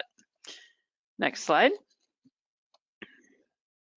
So the Next Generation Energy Act in Minnesota was passed in 2007 with near universal support. I'm going to give some history here, sorry, of what led to us, led to us also being one of the states that is submitting voluntarily. So this act requires the state to reduce greenhouse gas emissions in the state by 80% from 2005 levels by 2050, while supporting clean energy, energy efficiency, and supplementing other renewable energy standards. So also an interim goal was set to reduce by 15% from 2005 levels by 2015 and a 30% reduction by 2025. So in our state, the Minnesota Department of Commerce and the Pollution Control Agency are required to report the emissions reductions achieved, as well as what is necessary to eventually achieve the full 80% reduction by 2050. And obviously we're not, nearly on track for that, but we're going to continue working. Now, this Minnesota Statute 17401, in 2008, 2 additional goals were added. And this is a statute that created the Minnesota Department of Transportation, and in 1991 had an original 14 goals. But then in 2008 added number 15, which is to reduce greenhouse gas emissions from the state's transportation sector, and then additionally 16 to accomplish all the goals with minimum impact on the environment. Next slide.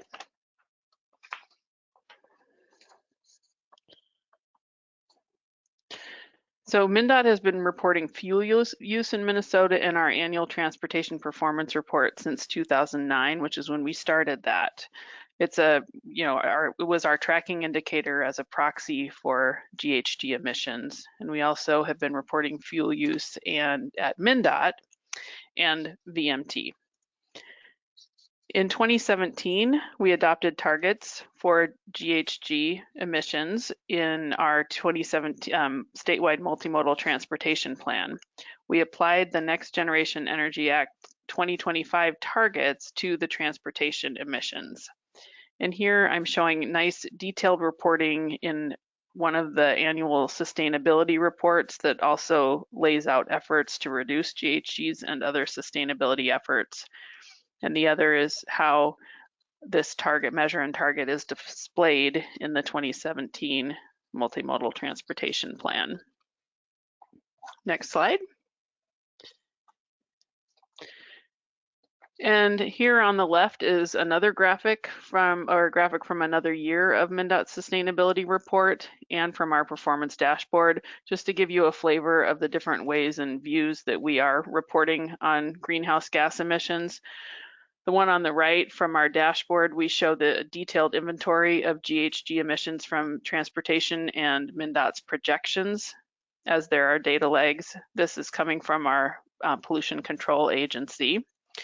And in the text there, with that colorful chart, we explain that in 2016, transportation overtook the electricity generation sector to become the #1 source of GHG emissions in Minnesota. And I understand there that it's consistent with trends in other states and expected to continue. Next slide. So as Karin mentioned, 9 states signed a joint letter in 2016 supporting a national GHG measure. And Minnesota was one of those. And we actually sent another in 2017, emphasizing that all CO2 emissions are created equal and have the same effect if they're on climate, whether they're in a large state or a small metropolitan area. Also, that national measures are needed to promote consistent reporting, sharing of best practices, and development of knowledge base. So then, despite it being repealed, MnDOT and Washington State, we submitted GHG emissions results and targets for the NHS in 2018 and again on 2020. We pointed out in our 2018 letter that we've determined it really takes about 2.5 hours for the staff in my unit to calculate this measure with the data. And now I think it's even easier because he has the spreadsheet set up. I mean, there was some initial startup time talking with Karin about different ways to treat when we were missing VMT and whatnot. But now, about 2.5 hours, and compared to the consequence of inaction, it's just really not that much. Next slide. So here's our graphic plotting our NHS GHG estimates compared to our targets. You'll see it's pretty much the same looking shape as what Karin presented as well. So on the NHS too, we applied the Next Generation Energy Act targets as a straight line to the 2025 goal. And we state in our last letter that despite our efforts to reduce transportation emissions, we don't expect to achieve our targets. But I liked Karin's positive attitude. We're going to keep working on it, and MnDOT will keep reporting and doing its work on this. Thanks.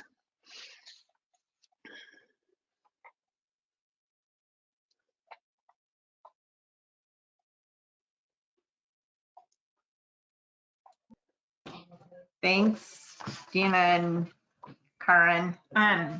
You don't have any questions, but want to thank everyone for hanging on till the end, and a reminder that we will be posting a recording of this webinar along with the PowerPoint presentations that we can share on the Center or the Committee on Environment and Sustainability's website on the AASHTO page, and hopefully that will be up within the week, but you can certainly check with us if you don't see it.